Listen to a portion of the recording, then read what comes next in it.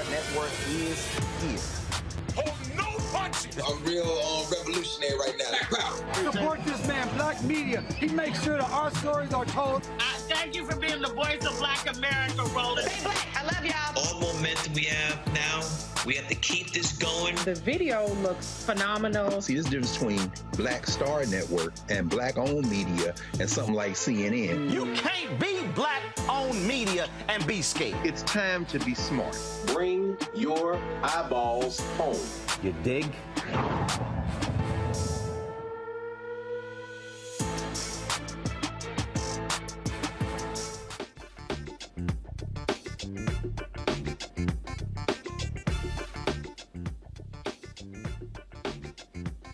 Today is Friday, November 4th, 2022. Roland Martin Unfiltered, streaming live on the Black Star Network, broadcasting from This Is It Cafe here in 3rd Ward, Houston.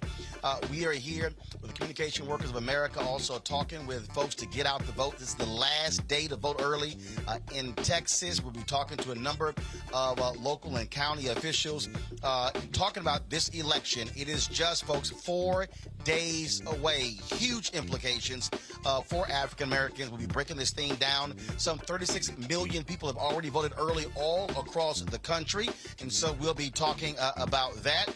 Also on today's show, we'll be addressing Pennsylvania. Some folks there are wondering, why are police officers questioning folks about voting? We'll tell you about that. Also, the October jobs report is out. More jobs are being added. Why do people keep saying the economy is so awful, yet we continue to see jobs being added in the country? Plus, MSNBC terminates Tiffany Cross, or they don't sign her to a new contract. Her show is over. I got a couple of words to say about that. It is time to bring the funk on Roland Martin Unfiltered on the Black Star Network. Let's go. He's got it. Whatever the biz, he's on it. Whatever it is, he's got the scoop, the fact, the find. And when it breaks, he's right on time, and it's rolling. Best believe he's knowing. Putting it down from sports to news to politics. With entertainment just for kicks, he's rolling. It's on go, roll, y'all. It's Roland Martin, rolling with Roland now. He's funky, he's fresh, he's real, the best, you know he's Roland Martin now.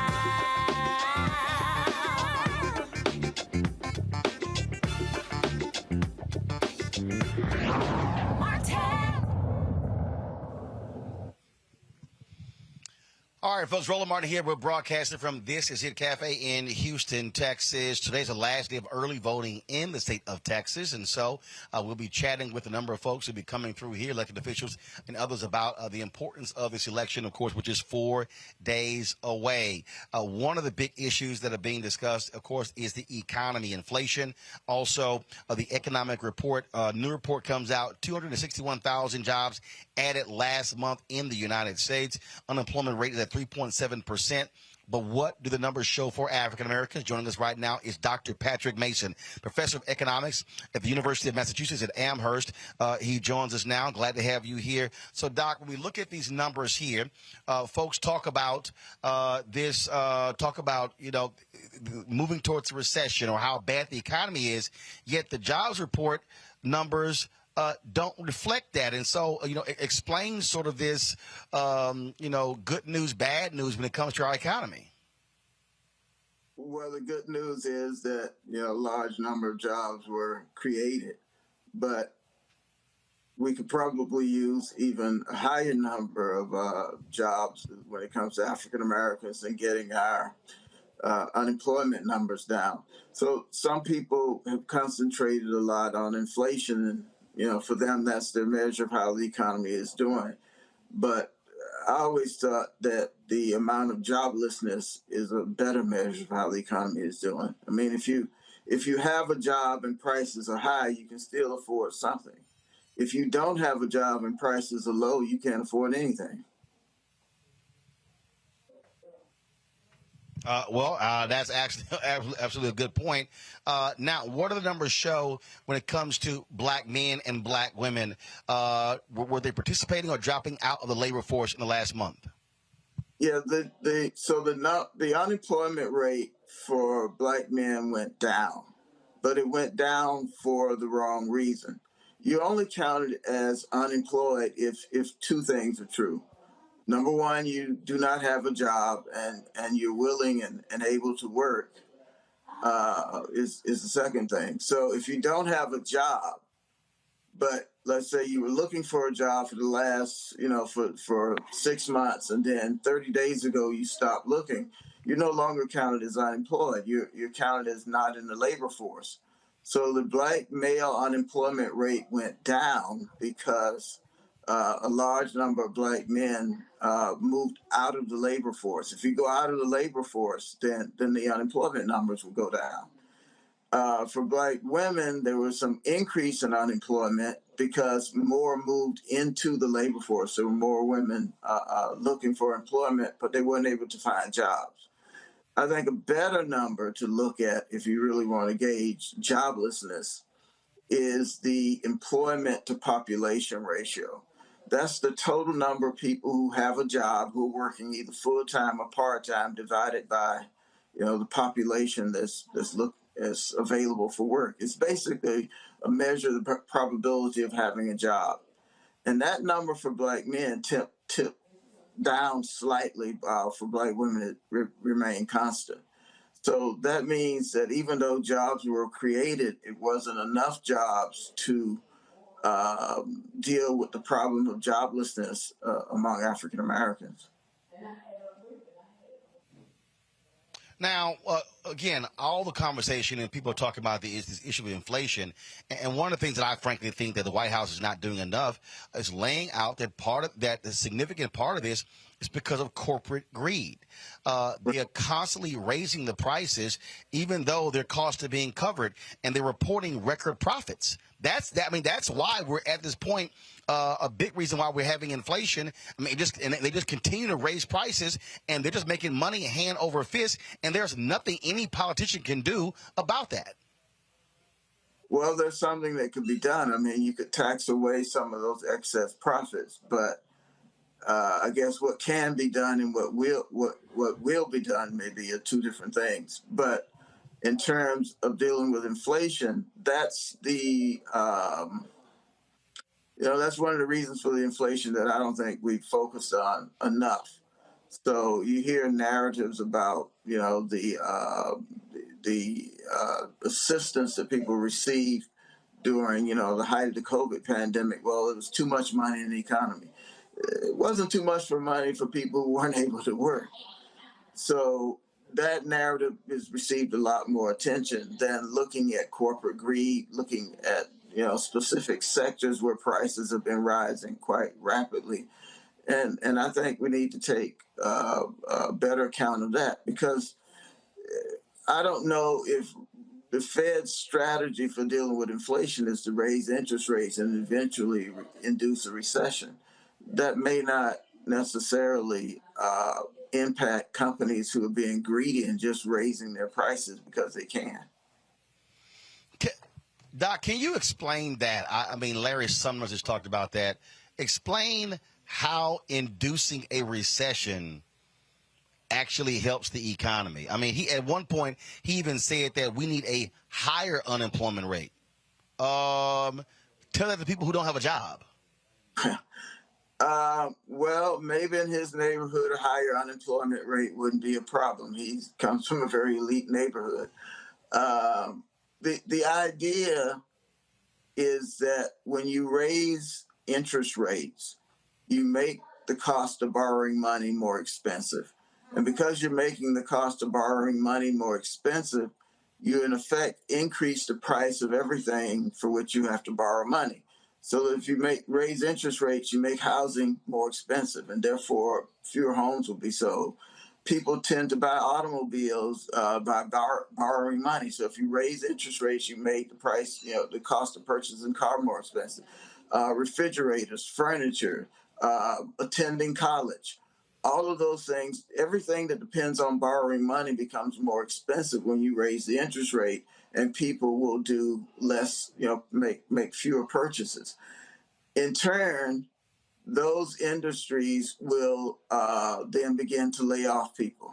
And as they lay off people, that will cycle through the economy, because now those people will buy less of everything because they don't have any money.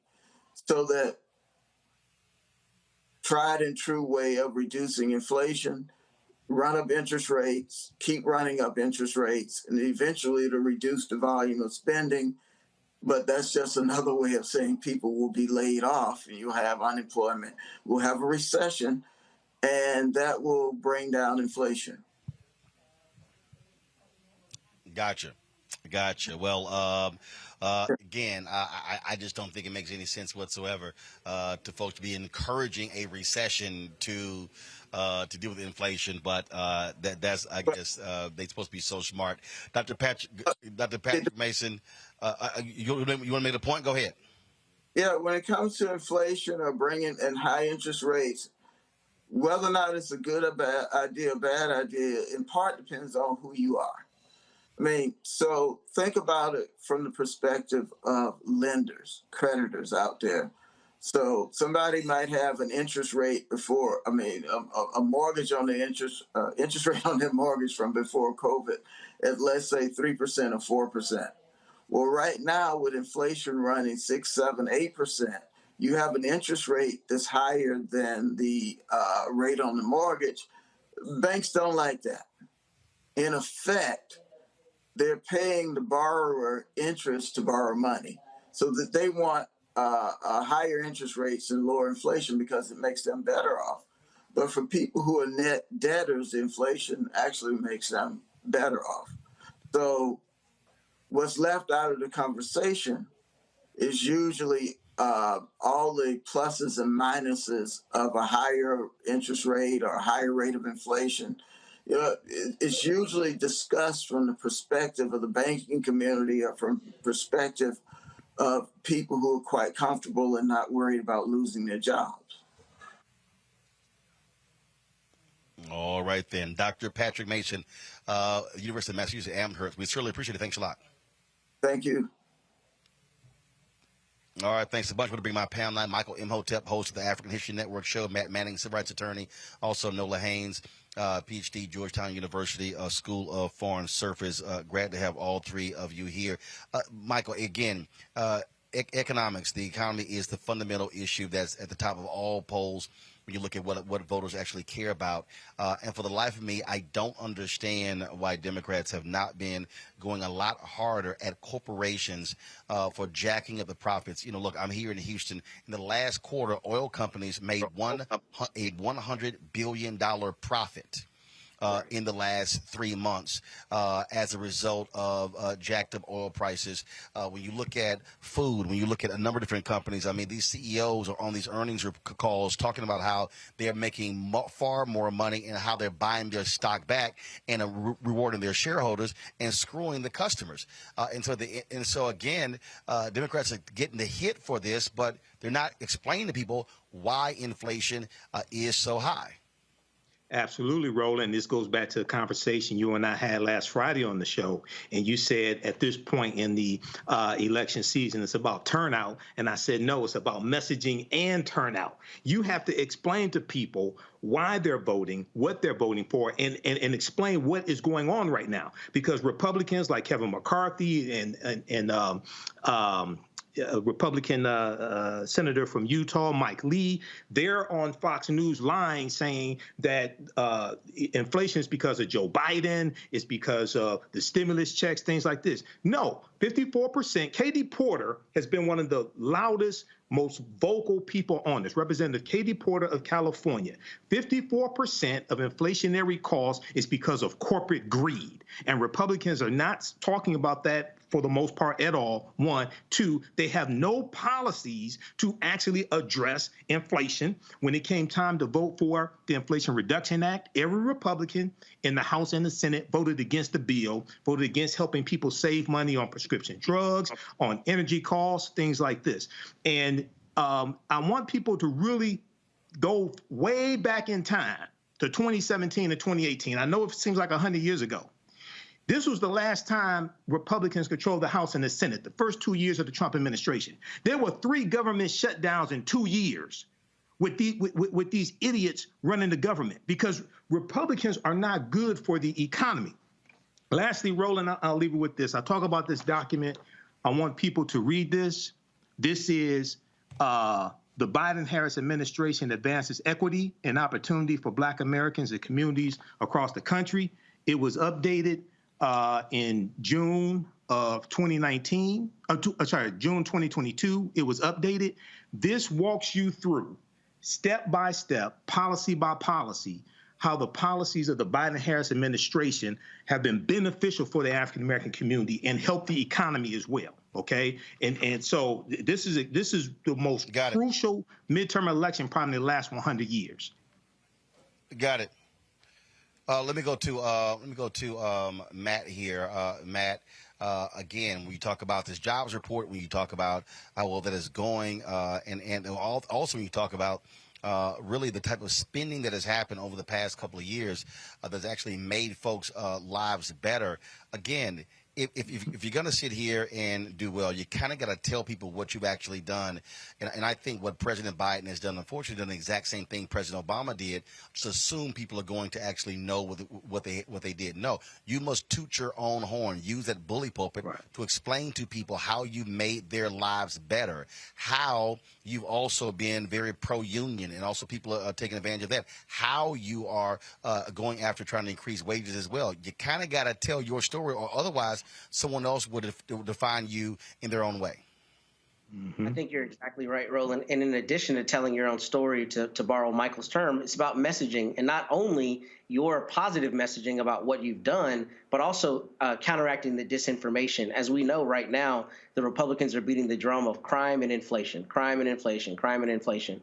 And I think it's important for Democrats and for the Biden-Harris administration, to Michael's point, to walk people through all of the wins and all the ways that they've made people's lives better, and all of the disinformation that they're confronting, because that's the problem. Conversations right now are being co-opted. They're being co-opted by the loudest voices, which happen to be Republican voices trying to scare people.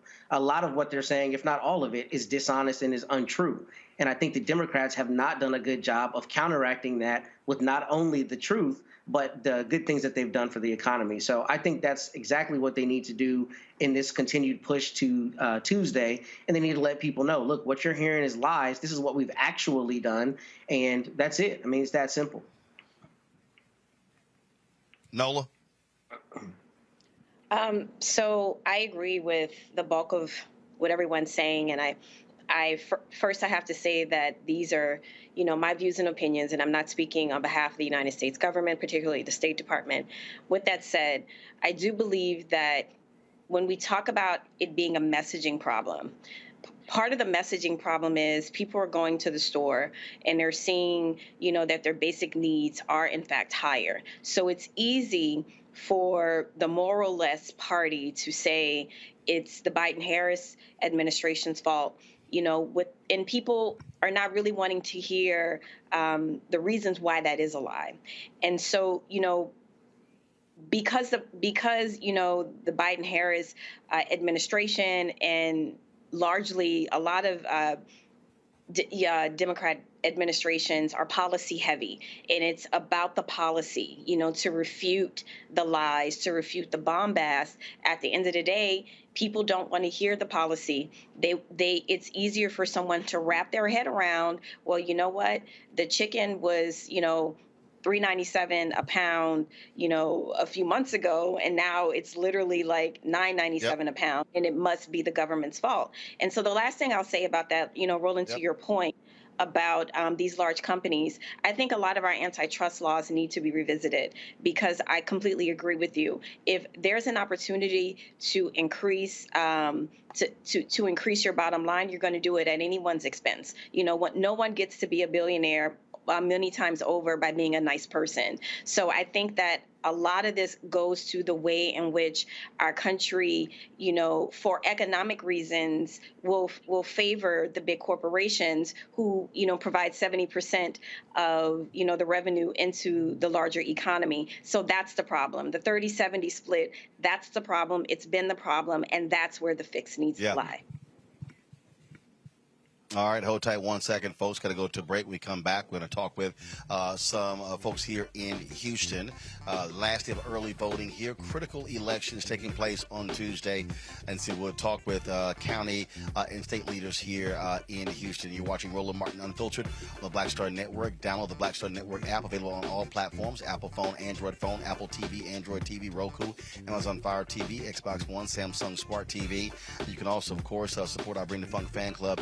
Checking money orders, go to P.O. Box 57196, Washington, D.C. 20037-0196. Cash App, $RM Unfiltered. PayPal is R Martin Unfiltered. Venmo is RM Unfiltered. Zelle, Roland at RolandSMartin.com. Roland at RolandMartinUnfiltered.com. We'll be right back.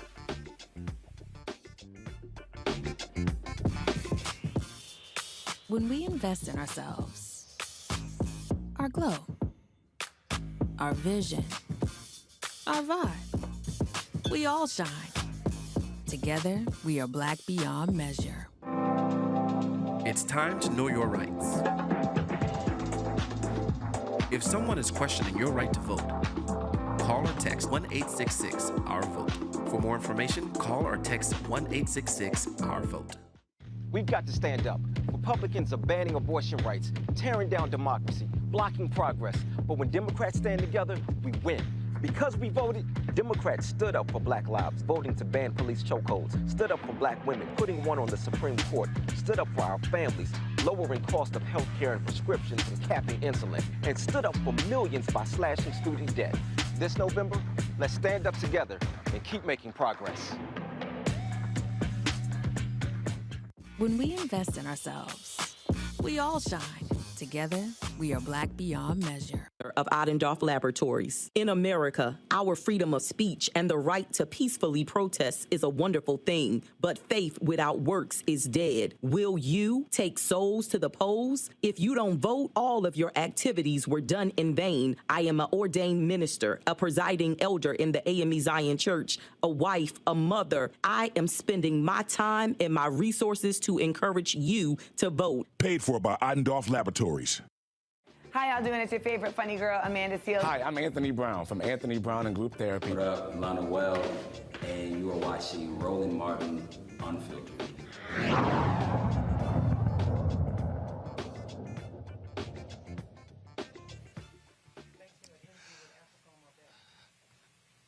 All right, folks, welcome back. We're at This Is It Cafe here in Houston. Today's the last day of early voting in Texas.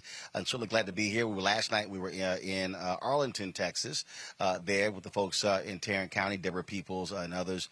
She is running for Tarrant County judge, trying to make history there. And joining us right now, somebody who made history in the last election, Lena Hidalgo. She's the judge here in Harris County, which folks need to understand is as big as a whole bunch of other states in this country. But how you doing? I'm great. I'm in the thick of it with the election. Indeed. And so it has been certainly a wild 4 years, if you will, but also dealing with a Republican governor in this state who's trying to do everything they can to stop the progression of progressives here in this county. Absolutely. Look, Harris County, you said it. It's larger than a lot of states. We're about the size of Louisiana in population. Square miles the size of Rhode Island. So we'd be the 25th largest state. Now, the state for 30 years has been controlled by Republicans as the Republicans have gone farther and farther to the right. Harris County, as well, as you well know, had been controlled by Republicans for a generation. I ran for office in 2018, one of the women that thought if Donald Trump can win, so can I. And I didn't even have a primary opponent. That's how much people didn't think that Harris County leadership could change. Well, we won.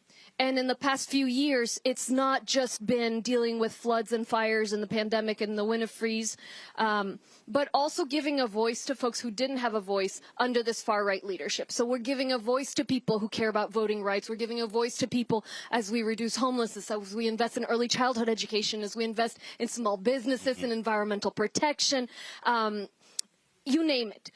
And what the Republicans are trying to do is stop that progress on some level, I think, because they're scared. They're scared to leave that power behind, and they're scared to see responsive, transparent government that's really bringing our communities in, where in the past we didn't have representation.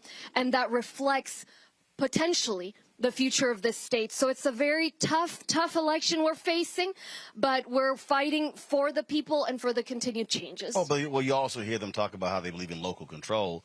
But you have them literally sending election monitors into Harris County. You and others, the mayor, Commissioner Rodney Ellis and others, they asked the federal government to send monitors here. Have y'all heard back from the Department of Justice? Yeah, so that one, the 2020 election happened in September 23rd, 2021. Former President Donald Trump, he put out a statement, and he. You don't have to call him former president on my show. I don't. Trust me. I don't even use that. I just call him the orange dude. I don't even trust me. You wouldn't.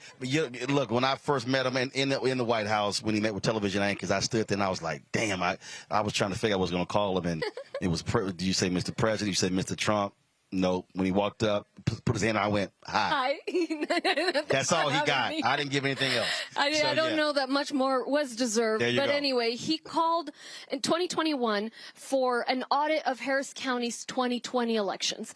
Within 8 hours, Governor Greg Abbott had ordered an audit of Harris County 2020 elections. Now, if folks will remember, 2020 elections in Harris County, we had drive-through voting. We had 24-hour voting. We had the largest turnout in a generation. Because we were also dealing with COVID. Okay, right, and it was so beautiful to have people. We had a voting location. Right, the idea of expanding voting, wow, right. What a shocker. What a shocker, right? We were the ones that the governor tried to have us have just one drop-off location. In the entire county. In the entire county. So anyway, that audit went forward, and then recently the audit results are finally out, and now the state is saying that based on this 2020 audit, then now they have to send election monitors. So what we did with Commissioner Ellis, with Mayor Turner, is we said, and with Christian Menefee, our county attorney, is we asked the Department of Justice to send monitors to monitor these folks. Because at best, they will delay our count, and at worst, they might try to interfere.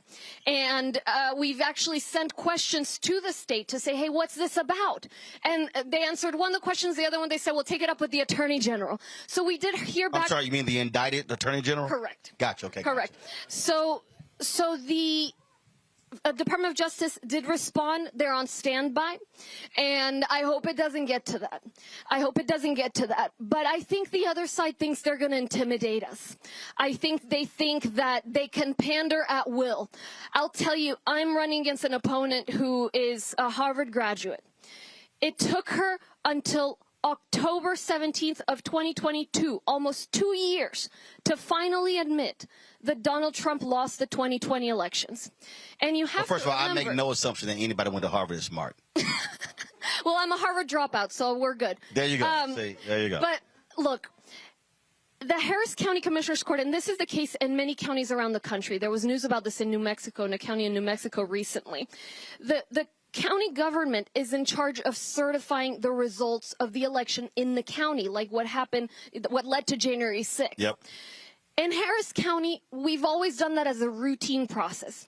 I don't even remember it having happened in 19 and 20. It happened, but it was so routine. We just went, we voted, and we moved on. Right. In 2021, it wasn't even 2020, one of my Republican colleagues refused to certify the votes in Harris County. My opponent hasn't said she's going to do that yet. And so Republicans are trying to out far-right one another, out Trump one another, and we're not just saying we're going to make things better. We are making them better. Crime is down. Homelessness is down. Economic job growth is up. These major investments on issues that really matter. I tell the community, some folks say you see Lena Hidalgo's policies come through the door before you see her, because I'm not out there giving out turkeys. I'm out there making a difference, and that's what scares them. And so what we need to do right now, we were a little afraid the turnout was looking like a little below 2018 turnout. It's catching up. And look, we talk about this. It's serious issues, democracy in my mind, at the heart of all of it.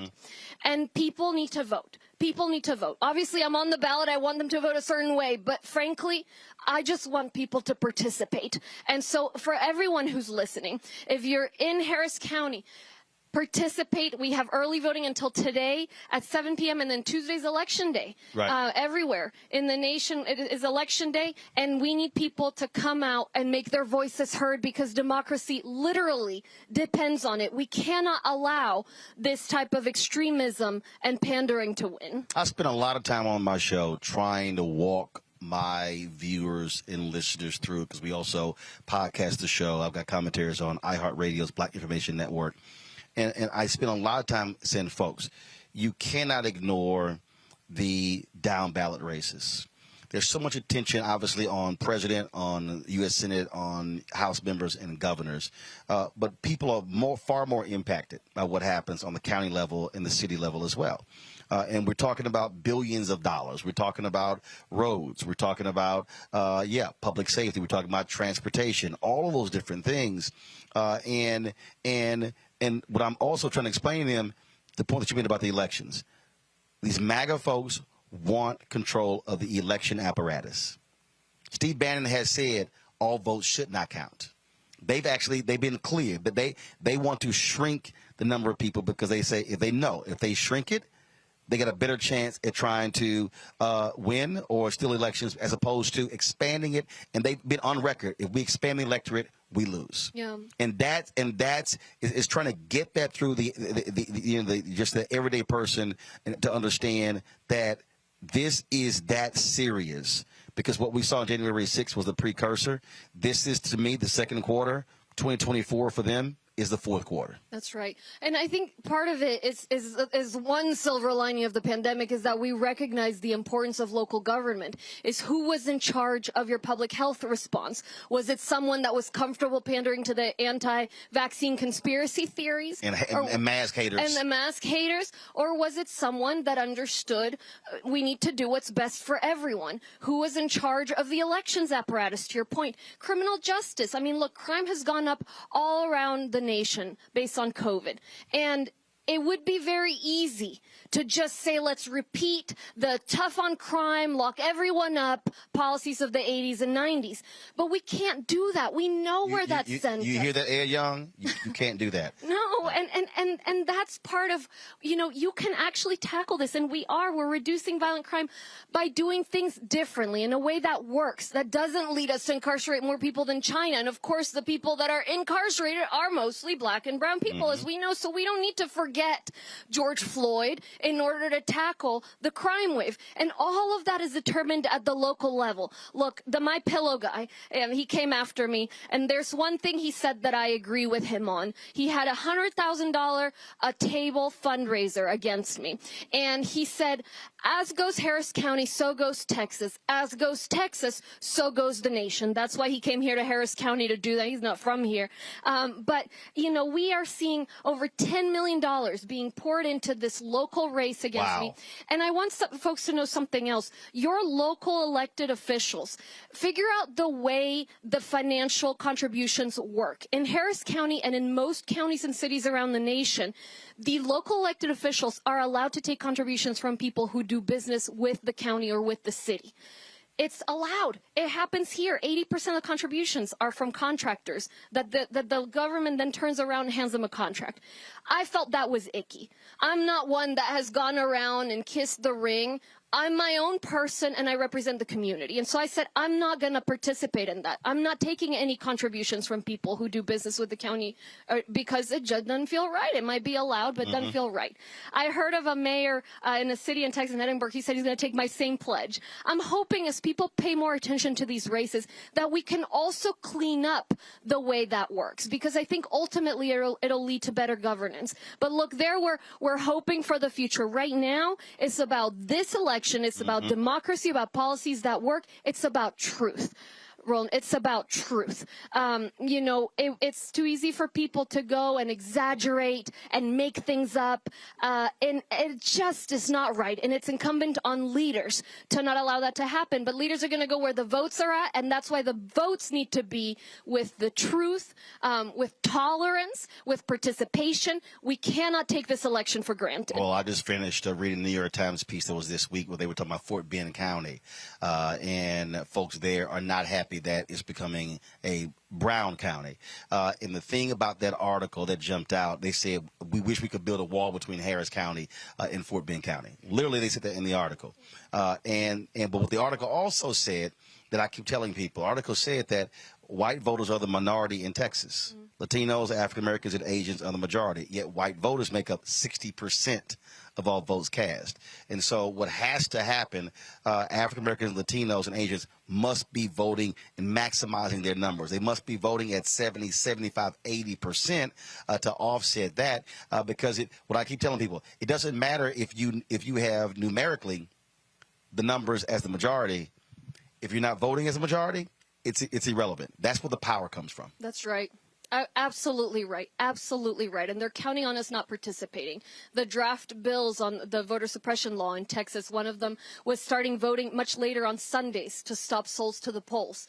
Now, you know, the voting in Texas starts at 11 on Sundays, but you can't bring more than 6 people to the voting location without signing an attestation that might lead to criminal prosecution. And so it's harder, okay? But it was never going to be easy to change a state as large as this one. And yes, we need to make sure that we all participate. All right, Judge Hidalgo, we certainly appreciate it. Thanks a bunch. Keep swinging. I'm registered in Dallas County. I'm still there, but my house is there. Oh, come on, no, but your home is here. No, I'm from here, but you know, but I still own the house there, and it's paid off. And mom and daddy live in it, so you know. But it's all good. But I have enough relatives in Houston. Trust me, 400 or 500 here. So we got lots of votes in my family here in Harris County. Good. Well, thank you for having me on. I appreciate it. Vote, vote, vote. All right, thanks so much. Good luck. Thank you. I appreciate it. All right. Folks, I'm going to take a quick break. We come back. We're going to talk with Ron Reynolds.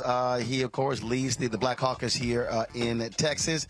He's also an alpha man. He's a good man as well. We'll also talk with Communication Workers of America and others here from This Is It Cafe. Folks, if y'all are watching you from H-Town, come on by. Y'all can come check the show out, take a selfie. It'll be good to see you. We'll be back right here on Roland Martin Unfiltered on the Black Star Network. When we invest in ourselves, we all shine. Together, we are black beyond measure. Exercise your right to vote. If the lines are long or you're getting turned away, call or text 1-866-OUR-VOTE. For more information, call or text 1-866-OUR-VOTE. We've got to stand up. Republicans are banning abortion rights, tearing down democracy, blocking progress. But when Democrats stand together, we win. Because we voted, Democrats stood up for Black lives, voting to ban police chokeholds, stood up for Black women, putting one on the Supreme Court, stood up for our families, lowering cost of health care and prescriptions and capping insulin, and stood up for millions by slashing student debt. This November, let's stand up together and keep making progress. When we invest in ourselves, our glow, our vision, our vibe, we all shine.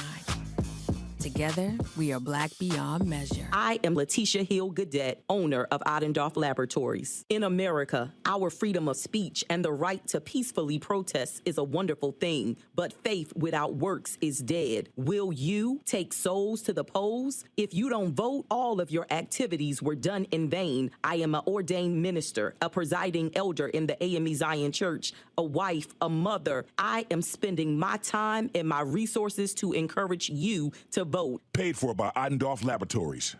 Hi, I'm Vivian Green. Hi, I'm Wendell Pierce, actor and author of The Wind in the Reeds. Hey, yo, Peace World, what's going on? It's the Love King of R&B, Raheem Devon, and you're watching Roland Martin, Unfiltered.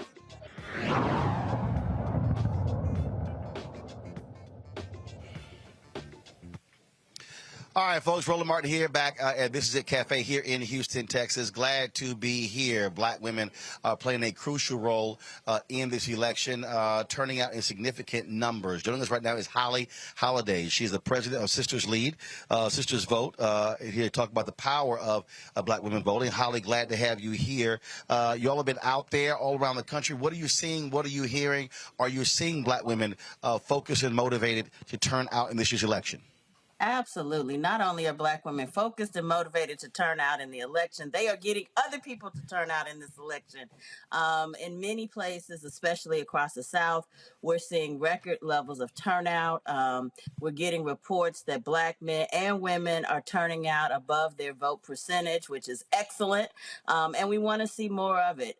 We're not done yet. I like to say I'm looking at the early vote totals and not the polls, because that's really where we're seeing a big push. Now, there are some places where we need to do a little bit better, so we need to encourage folks to be getting out to vote and doing all the things. But certainly right now, we're encouraged.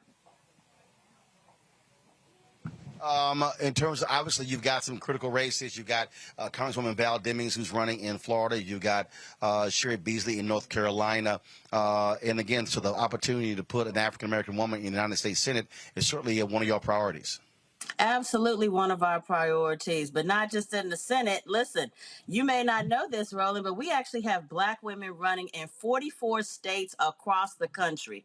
We are seeing black women on the ballot at every level of government, from U.S. Senate to precinct leader. And so the opportunity to better our representation and to get more voices speaking on our values and our issues is almost unlimited.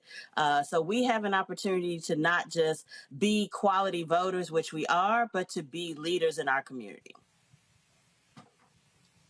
And obviously, early voting is ending in many places, and so it's going to be a big push on Tuesday. What are y'all doing? Are y'all phone banking? What kind of things are happening between now and Election Day? Yep. Well, we know, for instance, in Georgia, early vote ended today, but in lots of places, we still have early vote opportunities over the weekend. So we are phone banking. We are strolling to the poll. We're taking souls to the polls. We are marching to the polls. In a few places, we're going to be at your homecoming activities. We are canvassing. A couple of mail pieces will be dropping this weekend. We are phone banking. We are text banking. We are shouting from the streets. We are standing on street corners. We've bought billboards. We've got digital ads. We've got all the things going because we want to make sure in one of the most consequential elections of our lifetime that no stone is left unturned. All right, then. Holli Holiday, president of Sisters Lead, Sisters Vote. We surely appreciate you joining us. Absolutely. Thank you. All right, thank you very much. Folks joining us right now, he's Representative Ron Reynolds. He leads the Texas Legislative Black Caucus. Ron, how you doing? Hey, Fred, it's good to be back on your show. The last time I was on your show, we had fled from here in Houston to go to D.C. As refugees for the quorum break. So it's good to be back here with you on the set, Fred. Of course, dealing with a wild bunch there in Austin. You heard me just talk with County Judge Hidalgo, and the reality is they are still angry that they've been losing. They changed the law in this state, getting rid of straight ticket voting under this guise of, oh, no, we want everyone to think about every single one of those races, knowing full well for the longest they benefited from straight ticket voting. But when they started losing in Harris County and Dallas County, that's when those things begin to change. In fact, Fred, it was the 19 black women that won right here in Harris County, Black Girl Magic. I came here. They said, hell no. With him. And guess what? The lieutenant governor's son, Ryan Patrick, was one of the judges that got swept out in Harris County. And he said, oh, no, we're not going to have no more of that. So they instituted the end of straight ticket voting. And that's so one of the things that, again, as I walk our audience through to understand the depths at which they are going in order to try to control these elections. It is not just Washington, D.C. It's not just on the state level. It is absolutely all the way down to the local level. That's what the strategy is. Absolutely. And you referenced some. I have to piggyback on it with Judge Hidalgo. You represented the article from the New York Times about the change in tide or demographics in Fort Bend. Mm-hmm. I'm the first African-American elected state representative since Reconstruction in Fort Bend County. Fort Bend County was one of the counties that had whites-only primaries until the 1950s. Roland, they had whites-only primaries. There are many in this state government, in this state under the MAGA movement that want to take us back. They want to take us back to those Jim Crow days, not with bubbles in the bar of soap, not with poll taxes and literacy tests, but voter suppression, keeping black and brown folks from voting. Senate Bill 1 has done more damage since the Voting Rights Act was passed to limit people of color from voting. And it is doing exactly what they did. They wanted to suppress black and brown folks. Black and brown people make up the majority of this state. There are more black Texans than any other place in the country, more black folks in this state. And so they're afraid of those changing demographics. All of these black and brown and Asian folks voting Democrat, hell no. We want to go back to those dark days of Jim Crow, voter suppression 2.0. One of the things that I keep saying has to happen, and I just finally said, enough is enough, and I've said it on my show, and this is going to be so Democrats get prepared for the next 2 years. I have been telling my audience I don't want them sending any money. And I know your elected officials may not want to hear this. I said I don't want them sending any money to candidates or to parties. It should be going to third-party groups like Black Voters Matter that put the money on the ground to turn our people out. Because part of the problem here, because we had to be at the polling from Terrence Woodbury earlier this week from Hit Strategies, that a number of black surge voters from 2020 said once the election was over, they never heard from anybody. And I said, we must have a 365-day strategy where we are keeping our people apprised of policies that are going on, touching them, informing them, and not trying to restart something when the election comes around.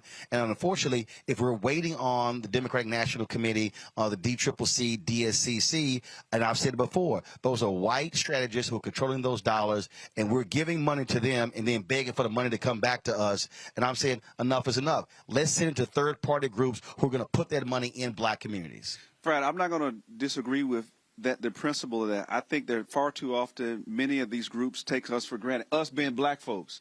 I've talked to Bishop Dixon and Clyde Cummins and others about making sure that we have an apparatus that works around the clock to engage the black community. We cannot be an afterthought. We cannot be, elections around, let's go back to the black community. We have to be at the forefront because we're the foundation. We're the bedrock of the Democratic Party. And we're sick and tired of being taken for granted. So we do need more organizations like Black Voters Matter. And that's why I was happy to greet Cliff when he came here for the bus about 2 weeks ago in Houston. And he a great asset. But it's not a either or, it's both and. I think we need to strengthen the Democratic Party. We need to make sure that more African Americans are there in decision making.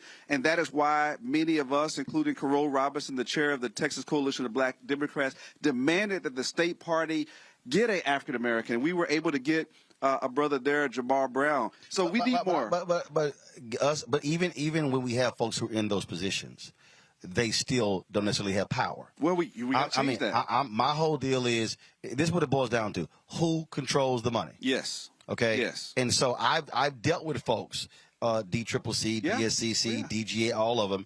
And again, they got black folks there, but still who is controlling the money? Even in a lot of these campaigns. Even in these campaigns where you have black Senate candidates, right? It's been hard as hell pulling out dollars targeting black people. I'm just simply saying that what has to happen between now and once we get past Tuesday. Sure. And I know for a fact right now that there are a group of black men who are preparing to send a scathing letter to all of those Democratic constituencies, making it clear that they better have a black male strategy as well and actually fund it. We talked about that. Bishop Dixon would tell you we had a group call for black men with Beto and faith-based leaders, because far too often, and I love our sisters, but they're leading the pack. Black men have been left out of that conversation. So we do need to do that. We need to do a full autopsy on what is right and what is wrong. And unfortunately, many of our brothers have been left out, and we got to pull them up. We can't let them hang in the wings. We have to do that. So I agree. We need to do a full autopsy, and we need tangible solutions going forward.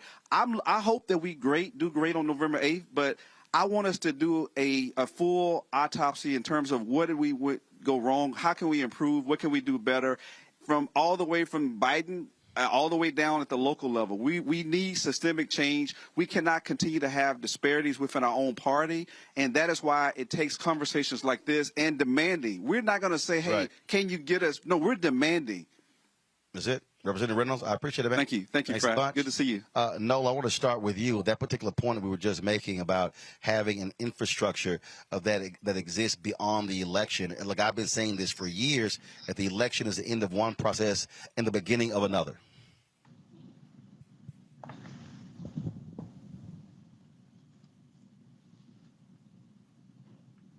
Nola, you're on mute. My bad, y'all. My bad. Nola, hit the doggone button. You're on mute.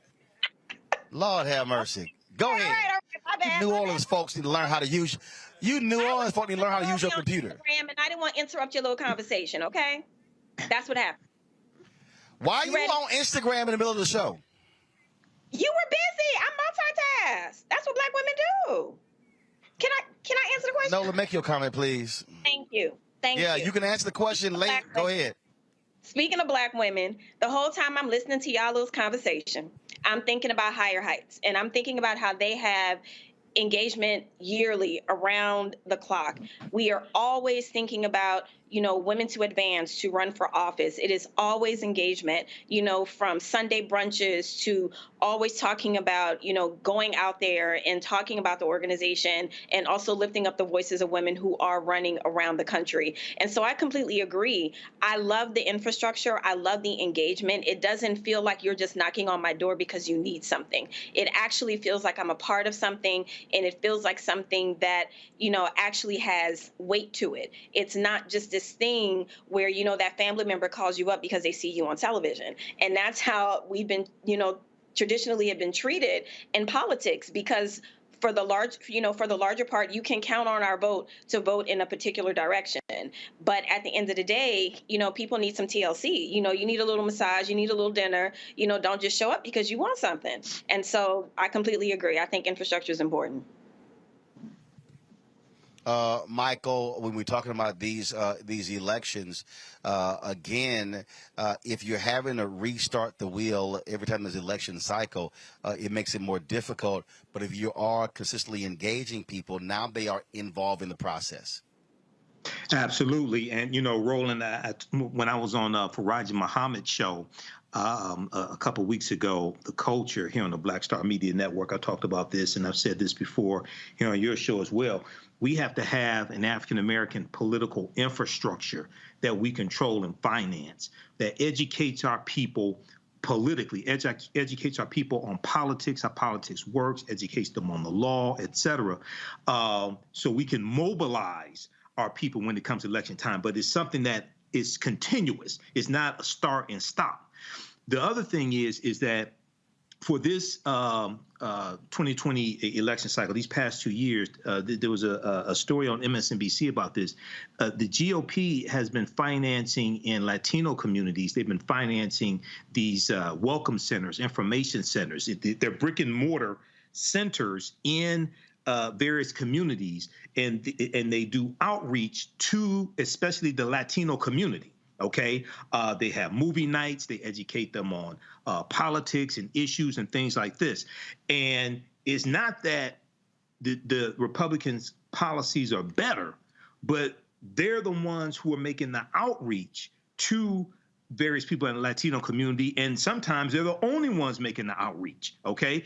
And Democrats have to do the same thing in the African-American community continuously, and also the Latino community as well. So voting is the end of one process and the beginning of a much longer process between those 2 years and 4 years. So this is extremely critical. Michael, I'm sorry, Matt. The only thing I would add is that I wonder how you not only continue to build that infrastructure, but how you become more effective at communicating to people what the end result of these policies are and why it's so important to vote for particular candidates and particular ideas. I hear so often people say, it doesn't matter. My vote doesn't matter. We talk about that a lot on the show, but I think one of the things that's missing, not only through a consistent push, is making information more digestible to people. And I think part of it is, look, people have to be motivated to find it. I get that. But I think one of the other problems is we're always kind of talking to ourselves. We're not talking to people who are not, either politically inclined or who are going to follow politics and campaigns and various issues. So I think we have to be better of finding a way to make people understand that voting for that local bond package is what turns into your pothole getting filled on your street. Like, once people understand that marriage of things, I think they're more inclined to be involved. And I think that has to be an integral part of that infrastructural push that you're talking about. Well, that's why you heard me say for the longest we need to have Schoolhouse Rock 2.0 or citizenship training classes to teach folks basic civics.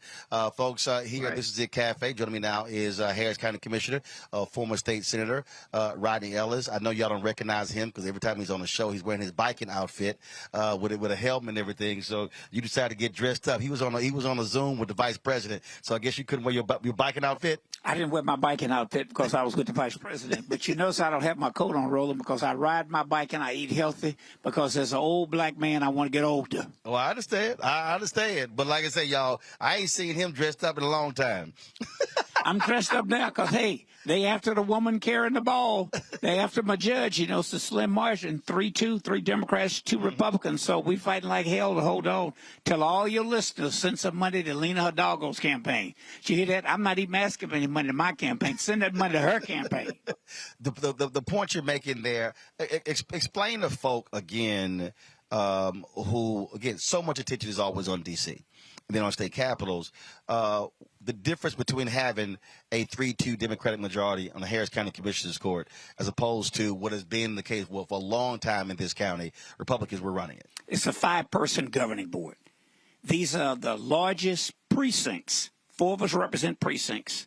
The judge is the chair. She's countywide. Total budget? About $400 million. That each commissioner No, I'm talking about the total budget of the county. Total budget's about $2.5 billion. There you go. If you count everything we control, it's about $5 billion. You count the hospital district, everything that we control, the 5 of us control, it's about $5 billion. And again, the reason I wanted folks to understand that, because I'm always trying to say, if you ain't having a money conversation, you're not having an American conversation. It is about the money. 90% of what happens in any public office comes to the money. The rest of it's important, but a lot of that is poetry. Now, policies are important on how you implement the money. But look, this is a big county. This county, Harris County, only 2 counties larger. That's Cook County, Chicago, and Los Angeles County. So this county is larger than 25 states in America. So think about it this way. More people live in Harris County than all my friends in Louisiana. More people live in Harris County than all our friends in New Mexico. More people in this county than in the entire state of Arkansas. More people in this county than the entire state of Oklahoma. So that's big, and it's massive. And it had been run, the largest county in this state had been run for Republicans for a very long time. When Democrats ran it, they were pretty much Dixiecrats. It was so long ago. So when I came on this board, I was the only Democrat, only person of color 6 years ago. 2 years later, because they had some great candidates running, no doubt about it, and also because Beto O'Rourke was running for the United States Senate and raised about $80 million. Spent a good portion of that in Harris County because in a lot of ways, as this county goes, the state goes. So that's extremely important. Thank God Beto is running again. He's doing well in the polls. He's still working, as though you wouldn't think he's a couple of points behind. The only poll that matters is on Election Day. See, this is one of the things that I also explain to folks, because I've had people say, okay, Beto lost for the United States Senate, ran for president, didn't do well. Why is he running for governor? He's going to lose again. What folks don't understand is you don't rebuild something overnight. You don't rebuild infrastructure. There were a lot of people who thought after the 2008 Democratic primary that was hotly contested between Senator Obama and Senator Hillary Clinton that you're going to see some advances here. Frankly, it didn't happen. And in many ways, what he has been able to do with those runs is somewhat similar to what Stacey Abrams and the New Georgia Voter Project did there. That is, really begin to connect the dots and all of a sudden begin to make advancements, because there were a number of people on the local level. Yes, he didn't win for U.S. Senate, but there were people who were down ballot who did win because of that turnout. We in Texas owe Beto O'Rourke a tremendous debt of gratitude for what he did. But let me tell you, first of all, Beto and Stacey are running to win now. Right. Look, I've been putting my name on the back for 39 years. Hell, nobody goes through this just to help others. Right. I mean, but look back. But the point is, they're running to win. Oh, he put us in. But the point I need people to understand is that, one, you have to run folk, because when you run folk, because a lot of times Democrats just stop running people. Yeah. You have to run people because part of running is also mobilizing and organizing. You can't be a national party if you don't have somebody at the top of the ballot. Now, maybe you can skip a few. You got me? But let me tell you, look, by the way, Stacey Abrams put Warnock in the United States Senate. If she had decided to run for the United States Senate last go-around, instead of running for governor, she probably would have won that seat. So, Beto, you look back this way. You were in college then, I think, when Ann Richards ran. Mm-hmm. Who really thought Ann Richards was going to win? If it was clear that Obama was going to run, hell, everybody would have been running.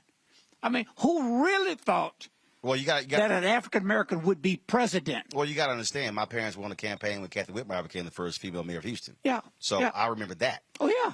And so when you're groundbreaking, when you are a first, most people don't see it coming. But let me tell you, Beto has a Robert Kennedy persona about him. He's a unique human being.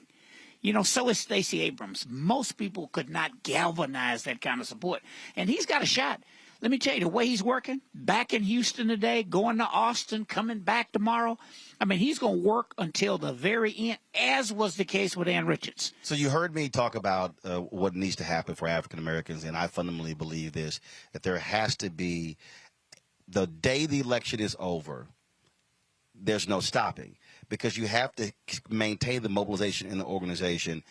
Because again, the polling data that was revealed in the survey from the Black Census Project is that many of those voters said, "I didn't hear from anybody.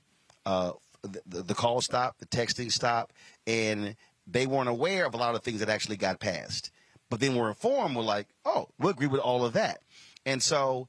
That, to me, I think has to happen, because we're in this thing every day. We live and breathe it. But it's a bunch of folk who don't. And if we're not creating an apparatus that's teaching, that's constantly putting information out, then we're going to have a bunch of people walking around who are saying, y'all Democrats ain't done nothing. You didn't accomplish nothing. You did nothing for black people. I'm wasting my vote. Well, Roland, I want to make this point. It's important for us as African Americans to start financing some of these campaigns. Yeah. You got me? I've been doing this since being a kid. Since I was in high school, I've been working in campaigns. Had my name on the ballot since 1983. And let me tell you, it's difficult to both govern and keep coming up with the resources. I do a lot, more than most, out of my office to make sure I educate people on what's going on. And I try to use technology. You've done that with your career. You try to use technology as best you can. But look, some of the burden is on us. I got a lot of people right now who are upset because they don't see us as much as they'd like to see us. People tell me, you told me my family are pretty nice people. I'd like to get to know them. You got me? It's tough to go do that. Right. Some of that responsibility is on us. Yeah. And young people can use social media. Instead of TikToking about your latest song, won't you TikTok about some of these issues that matter? So don't just put it all on people who are in elective office. We will never have the money. Right. In Lena's race, can you imagine? I put the figure at least $12 million on independent money. Her opponent has raised more money than all but one person running for governor in the last 90 days. Governor of a state with 30 million people. The county has 4.8 million people in it. So we will never have the resources to have on the other side. And with Citizens United, the unprecedented amount of money you can put in. So we do with shoe leather, but we also rely on word of mouth. We rely on the media. In a lot of ways, a lot of folks in the black media don't crusade, my friend, the way you do. Sometimes you buy an ad, and they'll kind of, you can hear crickets on some of these issues that matter. I see it all the time. Well, I think part of that is because in King's book, Where Do We Go From Here, Chaos or Community, he actually said there were 4 institutions that are prime position to liberate black people.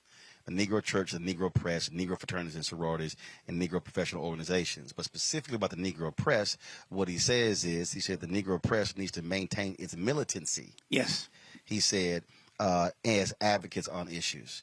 And one of the things that I am consistently saying to political campaigns is that what often happens is, and trust me, I've gotten those phone calls, they want us to do things for free. You take Sinclair, conservative-leaning Sinclair. Sinclair's going to pocket $340 million in political ads alone this year. Yep. That's just political ads. And so their budgets for 2023 are already set based on their political ads in 2022. And so when we then, in black-owned media, don't get those ads, don't get those resources, but folks want me. I mean, I've gotten calls. They wanted me to come to Texas, Michigan, Florida, like 5 states.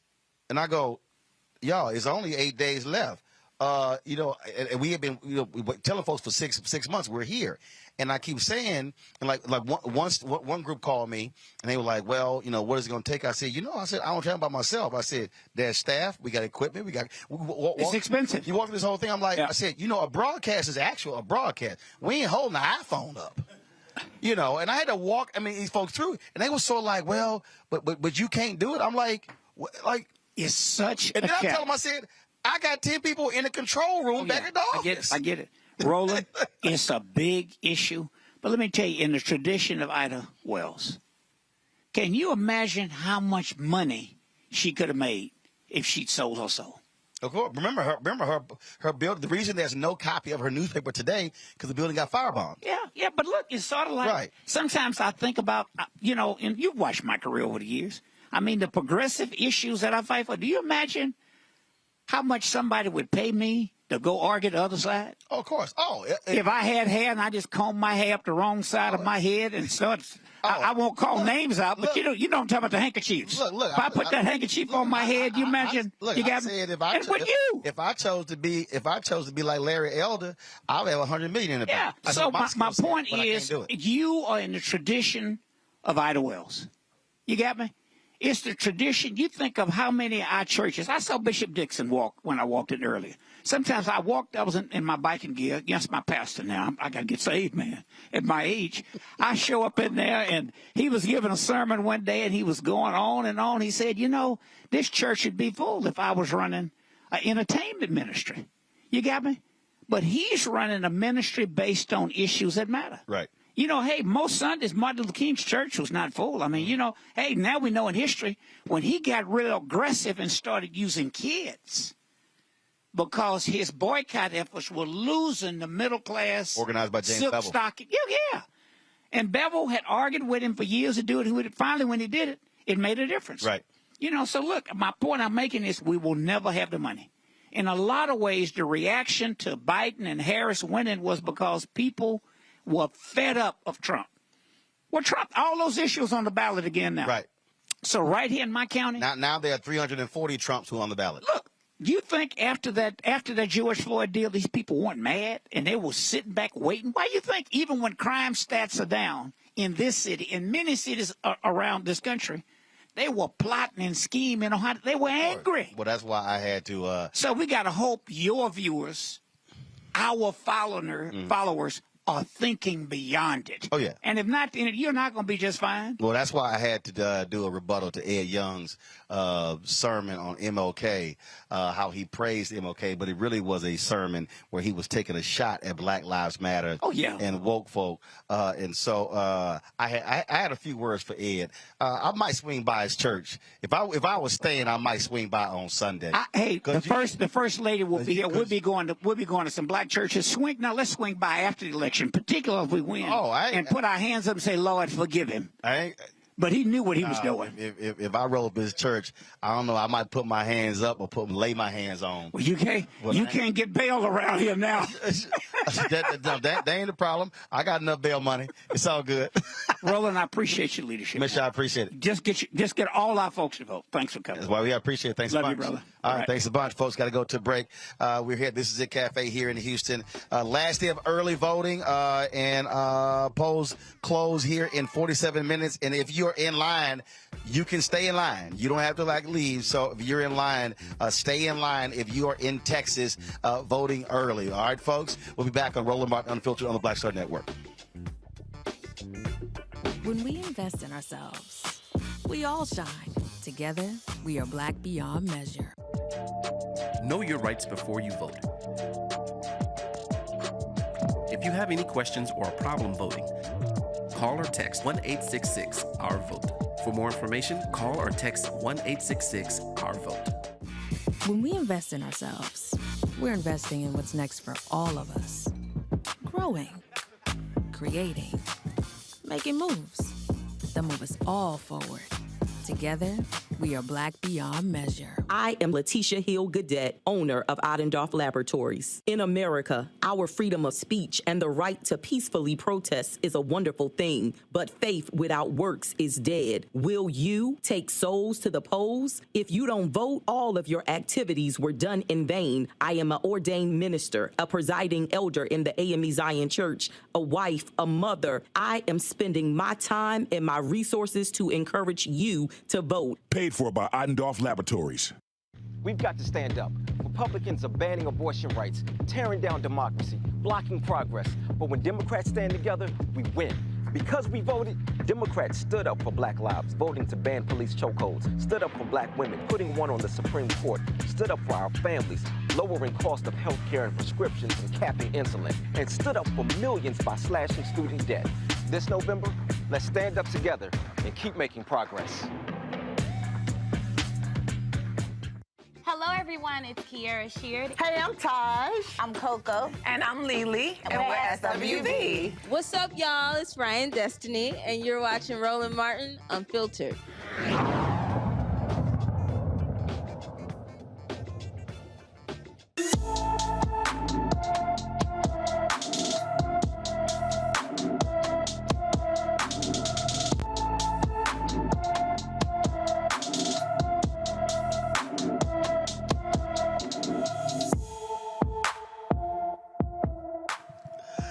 All right, folks, Joel Hudson has been missing from Gary, Indiana since October 18th. The 16-year-old is 5 feet 10 inches tall, weighs 140 pounds with black hair and brown eyes. Anyone with information about Joel Hudson should call the Gary, Indiana Police Department at 219-881-1214, 219-881-1214. All right, folks, we're back here. This is It Cafe here in Houston. And, of course, judicial races are important. I keep telling y'all, we talk about down ballot all the time, not just the top of the ticket, but district attorneys races, judicial races, land commissioner, railroad commission. We can go on and on and on. And there are hotly contested judicial races here in Harris County. Republicans are angry because, as you heard earlier, back in 2018, when you get a significant number of black judges who won, Latino judges who won, and so they have been partnering with law enforcement, with police unions, running these prosecutors because they are against bail reform and all of that. They're against bail reform and all of that. So right now we want to talk to a couple of folks. Judge, is it Collier? Judge Collier, how you doing? Good. And then Judge LaShawn, how you doing? I'm doing good. How are you? All right, then. So for a person sitting out there, again, they go to vote and they see all these folks running for judge, And we talk about mass incarceration, and folks are always trying to say, what bill can we get passed here and here and here? But really, the two individuals that play the biggest role in dealing with mass incarceration is that DA and the judge. Talk about that. Well, there's another party, too. There's the DA. The judge is there to call strikes, right, and balls, and to follow the law. The district attorney is the one bringing the charges. Right? And so when you're talking about mass incarceration, the judge is doing sentencing based on what's presented. The judge is not the person ultimately making the decision unless someone asks the judge to do the sentencing. And at this level, state level, that's not what they're doing. So in a way, what you're saying is right. We're civil judges. I am a Harris County Civil Court at Law Judge, LaShawn A. Williams. I'm on the ballot, and I'll let Ravia introduce herself. So I'm glad you asked the question because it's an important one, and it's an important distinction because Judge Williams touched on something that's really important, and we want to emphasize to the community that when the face of the judiciary changed in 2018, there was something that was revolutionary that happened in the courthouse, and that applied to judicial discretion. And that's where it's so important that we elect judges that are from the community. So some of the things that we've worked on at the courthouse within the judiciary on the local level is including an implicit bias jury instruction. And so when Judge Williams is talking about a jury that ultimately decides certain things, the role of the judge is to make sure that the case is tried in accordance with the law, to make sure that prejudice and bias don't come into the trial. And so this is revolutionary in Harris County because judges weren't doing this before 2018. We weren't talking about bias. We weren't instructing our juries that you can't let this come in.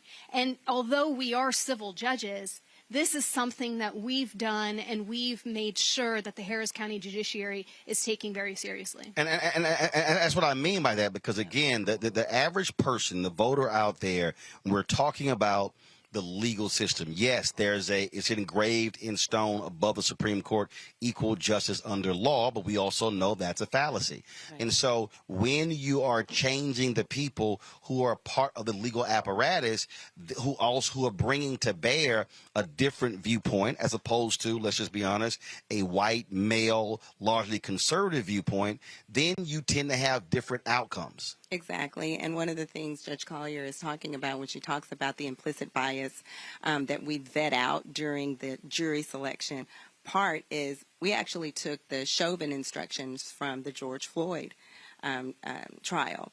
I know her court, my court, gives those instructions. They were and again, that doesn't happen unless you have Keith Ellison, who is the Attorney General, because the Hennepin County District Attorney was going to have a different sort of prosecution focus, and then he brings in a special prosecutor, and again, that doesn't happen unless he's the Attorney General. And you have people of color, such as Judge Collier and myself, who have relatable life experiences.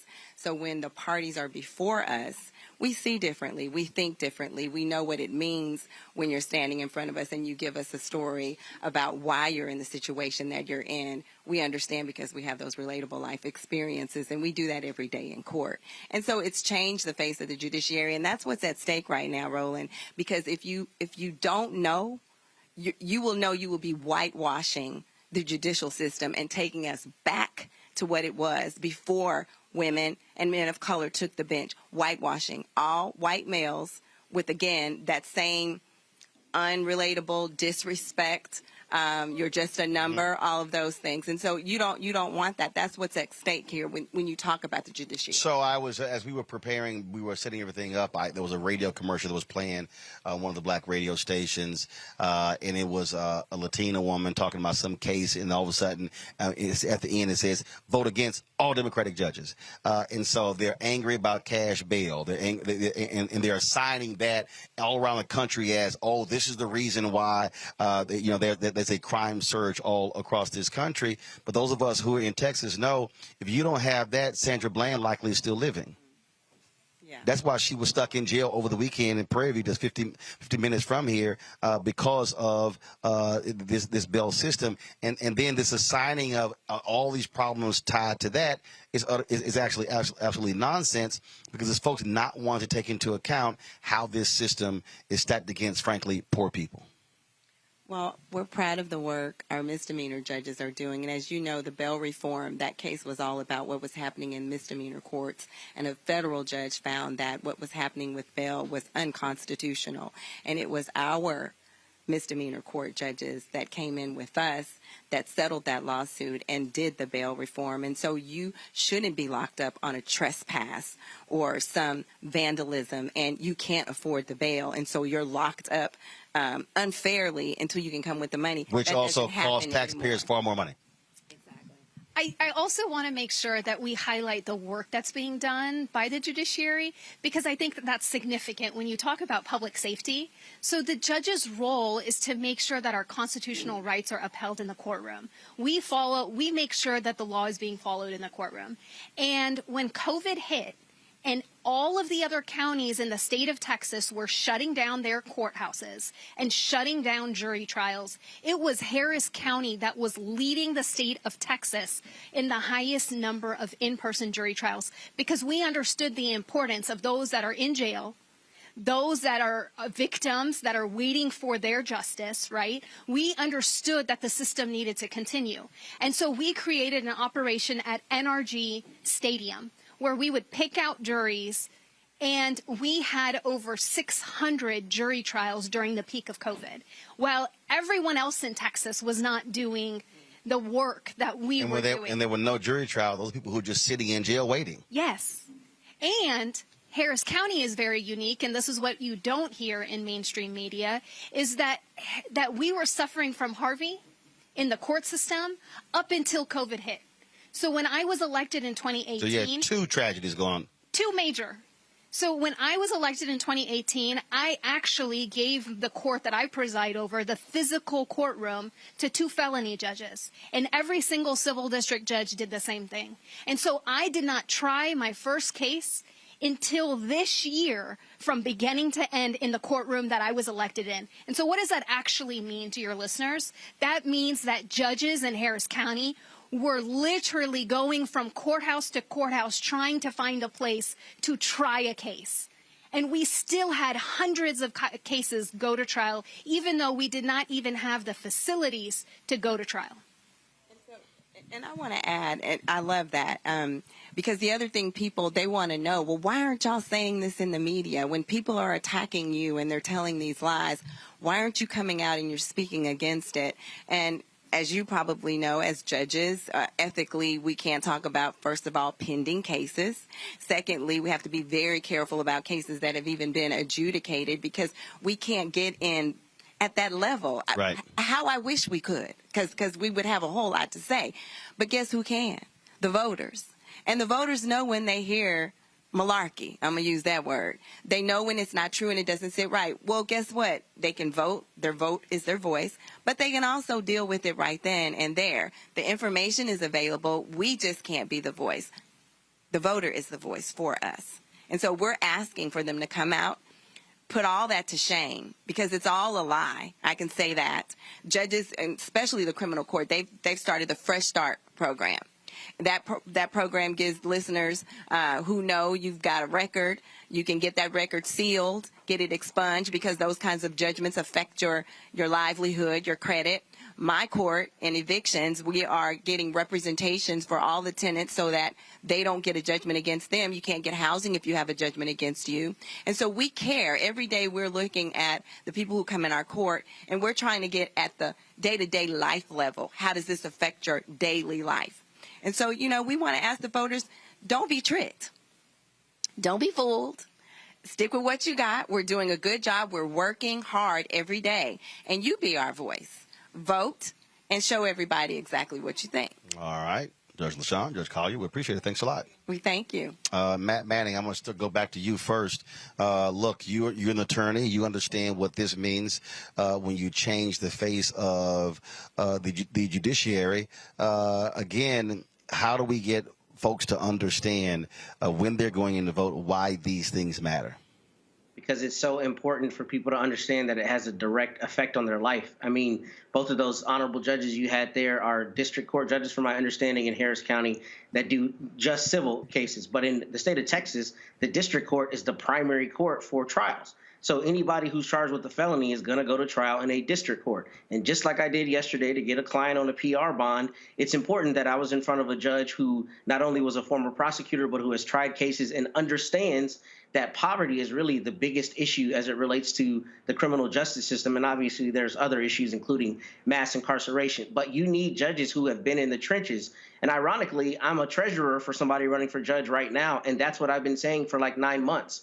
Why would you want somebody who's never tried cases, who's never stood next to somebody to defend them, who has never prosecuted a case, to sit on a bench? They don't have any idea what they're doing, and the decisions that they make are often political decisions. And judges are not supposed to be political. In fact, in Texas, we're one of the few places where they still declare a party, and you still have direct elections of judges. And I've been a big proponent for getting rid of that. The reason is judges shouldn't be political. They should be calling the strikes, just like Judge Williams said. And frankly, you need to make sure that whoever you put on the bench is truly qualified to be there. So having judges having judges of color and having judges who have been in the trenches is crucially important, because they are the ones who are really making the decisions as to whether somebody is sentenced for a longer period of time, a shorter period of time, gets a rehabilitative option that they might not otherwise have. And that comes from the voters knowing who they're voting for and what that judge is standing for. So it's crucially important. And the last point I'll say is, the district attorney is really the one who has the most power in the county. So right now around the states, you're seeing a lot of fights between, conservative interest and progressive prosecutors, where they're trying to get progressives out of office. But if you look at the numbers, fewer people are going to prison for long periods of time, and there are more rehabilitative options. And that's ultimately what we need. We're trying to incarcerate our way out of problems that need to be fixed by other issues. And when you have district attorneys who understand that and who have actually represented people and stood next to them and understand the larger socioeconomic issues, you have better outcomes and shorter sentences and fewer people going to prison. That's why it's important to have the right people sitting on the bench. And that point right there, Nola, again, when you heard what those judges laid out in terms of how they have changed the system, that's the kind of stuff. You're not having those deep dives, frankly, in mainstream media. You don't have the same local reporters as you used to in newspapers. And so all of that is important for people to understand. And so when they walk in and they just see these judicial names, they're kind of like, oh, okay, I don't know who these people are, but is having a direct impact on many of the folks who we know, love in our families, our friends, and our churches every single day. Absolutely. And this is an issue that's actually near and dear to my heart.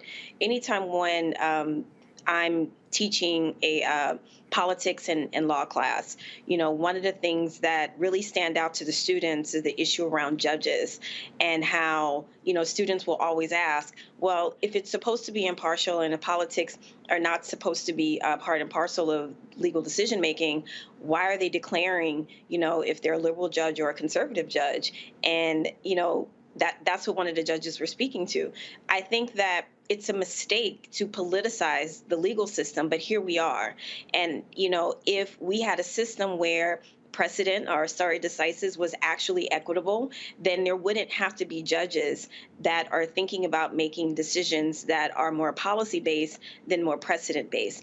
And the thing about it is, the truth is, the way that our legal system is set up in our country, and I'm speaking more on the federal level, thinking about Brown v. Board, if we didn't have a Thurgood Marshall arguing the way that he did to contextualize the problem for the judges and for them to kind of rule on the side of policy, we wouldn't be in these spaces having these conversations that we're having today because of precedent. So I think it's very important to have different opinions on the bench. I think it's very important to have people on the bench that absolutely understand that can. I think one of the judges used the term relatable, and I like that. I like that idea. I like that concept. But then we run into the same thing again. We run into, okay, Are we taking relatability to the bench? Should that be part of a legal decision that, if precedent was actually unbiased, should already have an answer for? So, the long and short of it is the legal system in many ways needs to fix itself, because you have to have people that are advocating for change. But the way to do that is to also kind of bring your political view to the bench, if that makes sense. So there's a lot that needs to be undone and redone when we're thinking about the legal system. But one of the things that definitely needs to be taken out of it, the decision-making process, whether it be precedent, whether it be policy, is this idea of liberal and conservative judge. I think it has no place in the legal system whatsoever. Michael. Roland, judges are extremely important. This is why the Heritage Foundation and the Fairless Society presented a list of nominees to the federal bench to Donald Trump. He ended up getting 226 federal judges confirmed, and those are lifetime appointments. When you have judges that you can vote on, that's extremely important as well. At the local level also. And then you have one thing that is really important for our people to understand is that the judicial branch of the government interprets law from the legislative branch of the government. So at the local level, it could be city council. At the state level, it could be coming from the state legislature. And at the federal level, it can be the federal Court of Appeals, U.S. Supreme Court. They interpret law. So everybody talks about reparations. We have a reparations bill here in the city of Detroit that's going through the process. People want reparations. That whatever reparations gets passed is going to be challenged in court. Do you want a fair judge to preside over that court case, or do you want a Trump judge to preside over that court case? So a lot of times people focus on getting a bill passed, but don't focus on being able to keep what they got when it gets challenged in court. And this is why having the right type of judge in office is extremely important. Yep. Indeed. All right, folks, got to go to a break. We come back. We'll talk more here with folks at This Is It Cafe as we, again, count down just under 30 minutes left for early voting here in the state of Texas before the polls close. Folks, if you want to support us in what we do, download the Black Star Network app. You can do it on every single device, Apple phone, Android phone, Apple TV, Android TV, Roku, Amazon Fire TV, Xbox One, Samsung Smart TV. You can see this show live. You can see all other 5 shows. You can see all of our previous content as well. All of that right there on the OTT app. You can see it on your phone. You can look at it on your big screen television. It doesn't matter. That's the beauty of the OTT app. You can also support us in what we do. You heard Commissioner Ronnie Ellis talk about it like, look, all this ain't free. So your dollars make it possible for us to do what we do. Send check and money orders to P.O. Box 57196, Washington, D.C., 20037-0196. Cash App is $RM Unfiltered. PayPal is R Martin Unfiltered. Venmo is RM Unfiltered. Zelle, Roland at RolandSMartin.com, Roland at RolandMartinUnfiltered.com. And be sure to get your copy of my new book, White Fear, How the Browning of America is Making White Folks Lose Their Minds. I told y'all I've been talking about this for 13 years. And so read the book. Everything you see happening in politics right now, you understand right there. Get it at available bookstores, Barnes & Noble, Amazon. Of course, also order through your favorite black bookstore or download your copy on Audible. I'll be right back.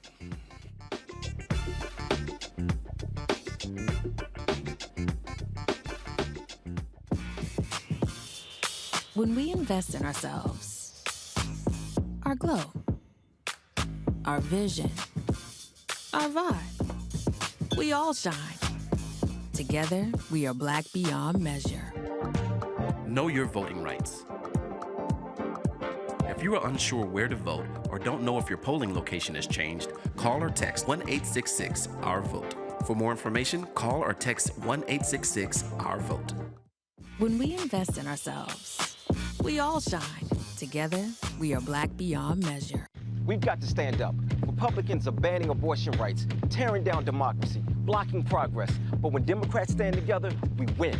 Because we voted, Democrats stood up for Black lives, voting to ban police chokeholds, stood up for Black women, putting one on the Supreme Court, stood up for our families, lowering cost of health care and prescriptions and capping insulin, and stood up for millions by slashing student debt.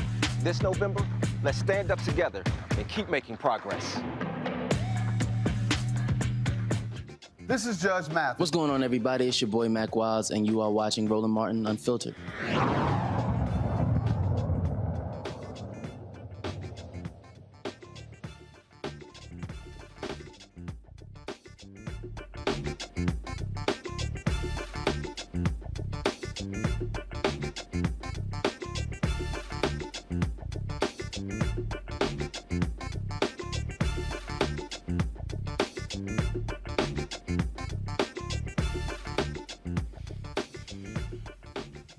All right, folks, welcome back to This Is It Cafe here in Houston. We are here partnering with the Communication Workers of America, encouraging folks to get out to vote, talking with local elected officials as well, and community activists about how valuable and how critically important it is when you come to the issues and why we must be utilizing our power. We're joining us right now is Bishop James Dixon, who has been involved in numerous efforts here in this city for a very long time. And Bishop, one of the things that for years, politicians, various groups have focused and locked in on the church community. But the reality is this voter today is different. Older voters obviously turn out at a much higher rate than anyone else. Younger voters do not. And so and we always know what typically happens. Folk bombard our churches in the last weekend but before elections. And what Black voters are saying now is that old playbook is not going to work. You're going to have to come to us in a much different way and not come to us late in the ballgame. Yeah. Thank you for having me on, Roland. Thank you for being in H-Town, your hometown. We appreciate that. But you're absolutely correct. It is a new day. And the young voter is more sophisticated, they're more educated, and more evaluative. And so we've got to start doing education and engagement long before elections. In fact, elected officials need to do this ongoing, like whole forums in the church, right, or in the community. When you first get elected, what's your plan to keep the community connected, engaged, and informed? Because today it's about connectivity, and if you come back without ever doing that when it's election time, you're treated like you're just pimping us. And so we've got to stop that. That model doesn't work anymore. It used to be a time where, you know, a certain person endorsed you, and you can go to the Black church, and all of a sudden it's, hey, man, and we go vote. That day is over because people now want to understand what exactly are your policies, what are you doing that's going to actually make a difference and an impact economically, primarily, right? How is it going to benefit me and my family, my community economically, and in terms socially and educationally if you get our vote? And what I try to walk people through a lot is that, again, you can vote for a candidate. But one, if they don't win, then they can't do what they promised you to do. But then even if they do win, you then have to also understand that they can't do it themselves. Commissioner Ellis talked about it. There are 5 members of the Harris County Court. You need 3 votes. If you've got a city council, if you've got 9 votes, you need 5 votes. And even right now, I see these people on social media. They're constantly telling me, "Oh, you know, look what happened. Democrats control the House and the Senate." Well, there are a number of bills that were passed in the House, but because it's 50-50 in the United States Senate, they died. And then folks, they'll go, well, Democrats didn't do this. Well, no, they did in the House, but it dies in the Senate. And if you don't understand politics and how it works, you just run around mad and upset, which is why you hear folks say, elect Mandela Barnes in Wisconsin, Sherrod Beasley in North Carolina, Val Demings in Florida, Fetterman in Pennsylvania, and then, of course, make sure Warnock goes back from Georgia, Kelly in Arizona, Hassan in New Hampshire, because all of a sudden, if it's now 53-47, 54-46, that changes the equation because you now have taken away a lot of the power that Sinema and Manchin had. But that's understanding how the game works, just as opposed to just assuming, you got it, so you should be able to get whatever we say you want. It just doesn't work that way. We need community education and civics and how government really works so that people will not be emotional. They'll be intellectual and understand the process. to that point, the John Lewis Voting Rights Act has not passed in the Senate, passed in the House. Congresswoman Celia Jackson Lee just carried a bill for us on sex trafficking. And that's a huge issue in our community, right? $30+ billion industry in the U.S., $150 billion industry worldwide, black and brown children the most victimized. She carried that bill. It passed in the House. It now has to go to the Senate. It'll protect every school in America from trafficking. But if it can't pass the Senate, it dies in the House. And then after this midterm elections, everything that was done before gets restarted. So it could have passed the House before, but guess what? Got to go again. It has to go again. And so again, and trust me, it drives me crazy when I listen to some of these people out here who yell tangibles, tangibles, tangibles. But then you ask them, who's your state rep? No clue. And no clue. So it was like, what the hell are you talking about? Yeah. I mean, you can't. I mean, and so I do it all the time. That's why somebody asked me, and they said, man, you should run for office. I said, I can never run for office. I said, I probably would start with about 20,000 votes and end up with 5 because I would cuss out the other 15. Yeah. Because I like seriously, I can't deal with somebody who comes to a politician saying, what you can do about education? Then you say, you have any kids in school? Yeah. Are you involved in the PTA? No. What the hell are you coming asking me for if you can't show up at the PTA meeting? If you can't do at your house what you're supposed to do at your house, don't come up here to the state house expecting us to fix that.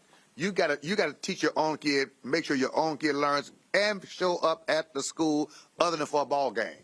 Now, we'll go to a football game, but those PTA meetings, you don't have time for that. But we got to really reassess what is our obligation. You mentioned something too, Roland, the need for us to understand coalition building, right? If we don't support coalitions, we can't pass agendas. Right. There's got to be a policy agenda that's embraced by a coalition of elected officials. That's why it's a Boris Miles and a Rodney Ellis and a Lena Hidalgo and an Adrian Garcia and these judges, because you build coalitions around policy agendas.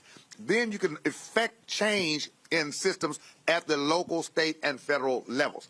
Well, that's why after the Hopwood decision here in Texas, when Senator Rodney Ellis and others, they were trying to figure out, okay, how do we now deal with race and admissions, and then they need to come up with a race-neutral way. Then that's when they came with the top 10%. Yeah. What they did was, how did they get it passed in the Texas legislature? They went to rural Texas and said, you know, y'all having the same problem we have it. Your rural students can't get into the University of Texas and Texas A&M, just like black and Latino students. So they partnered with the rural folk.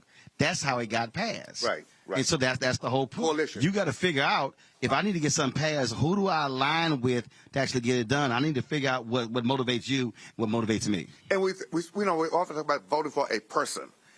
Voting for an individual is good. But if you're not voting for the coalition, you're not voting for an agenda. You're voting for a one-off hero, and no hero or hero can change policy in and of themselves. I don't care how charismatic they are. You've got to decide what coalition are we in alignment with. But you mentioned something else about the church, Roland, and I want to kind of get back to that, because I believe one of the other differences we face today, the black church in many ways have really we've lost our way, right? We were a battleship.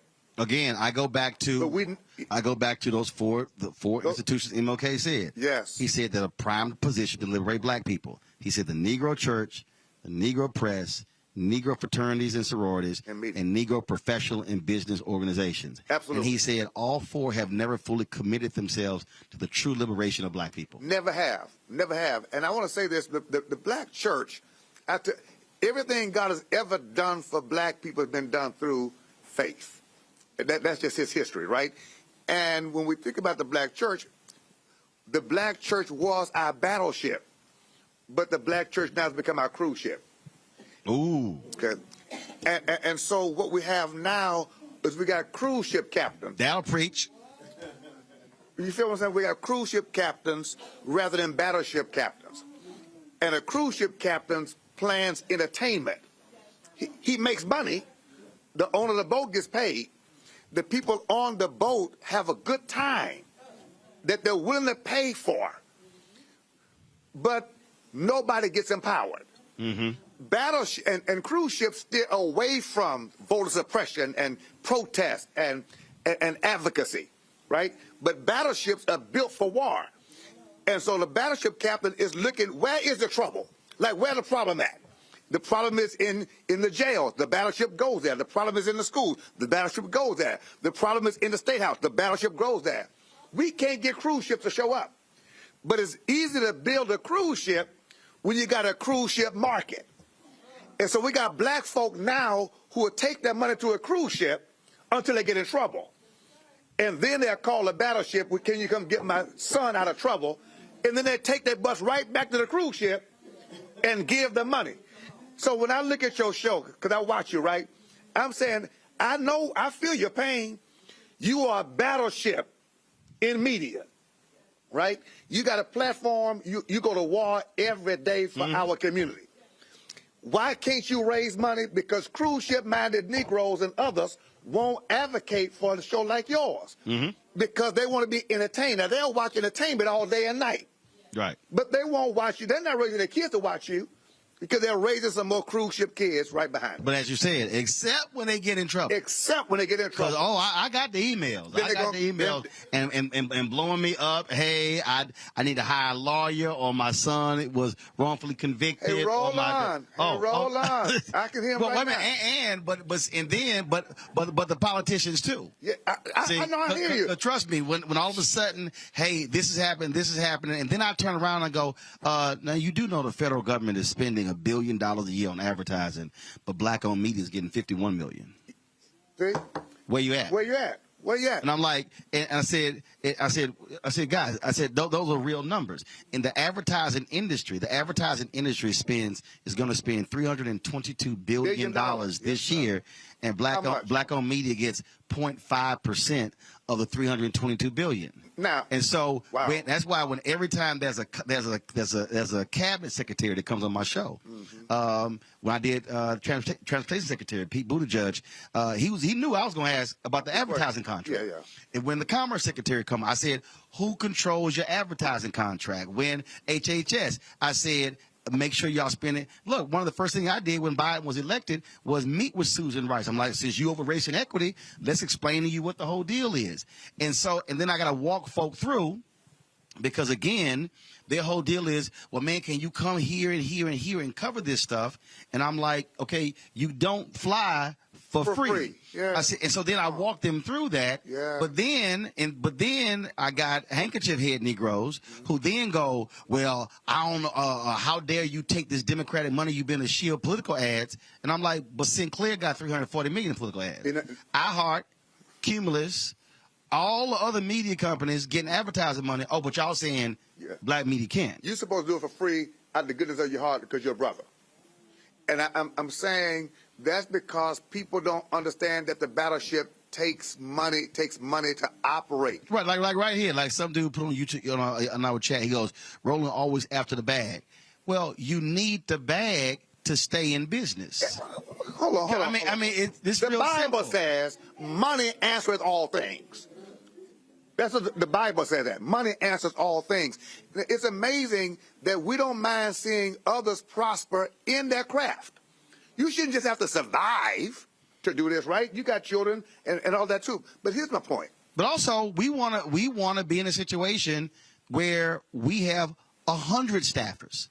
So you can do more. Right. Because bottom line, imagine, and look, I already have the blueprint. Imagine, and I've walked people through this. Imagine if $10 million is coming in on an annual basis.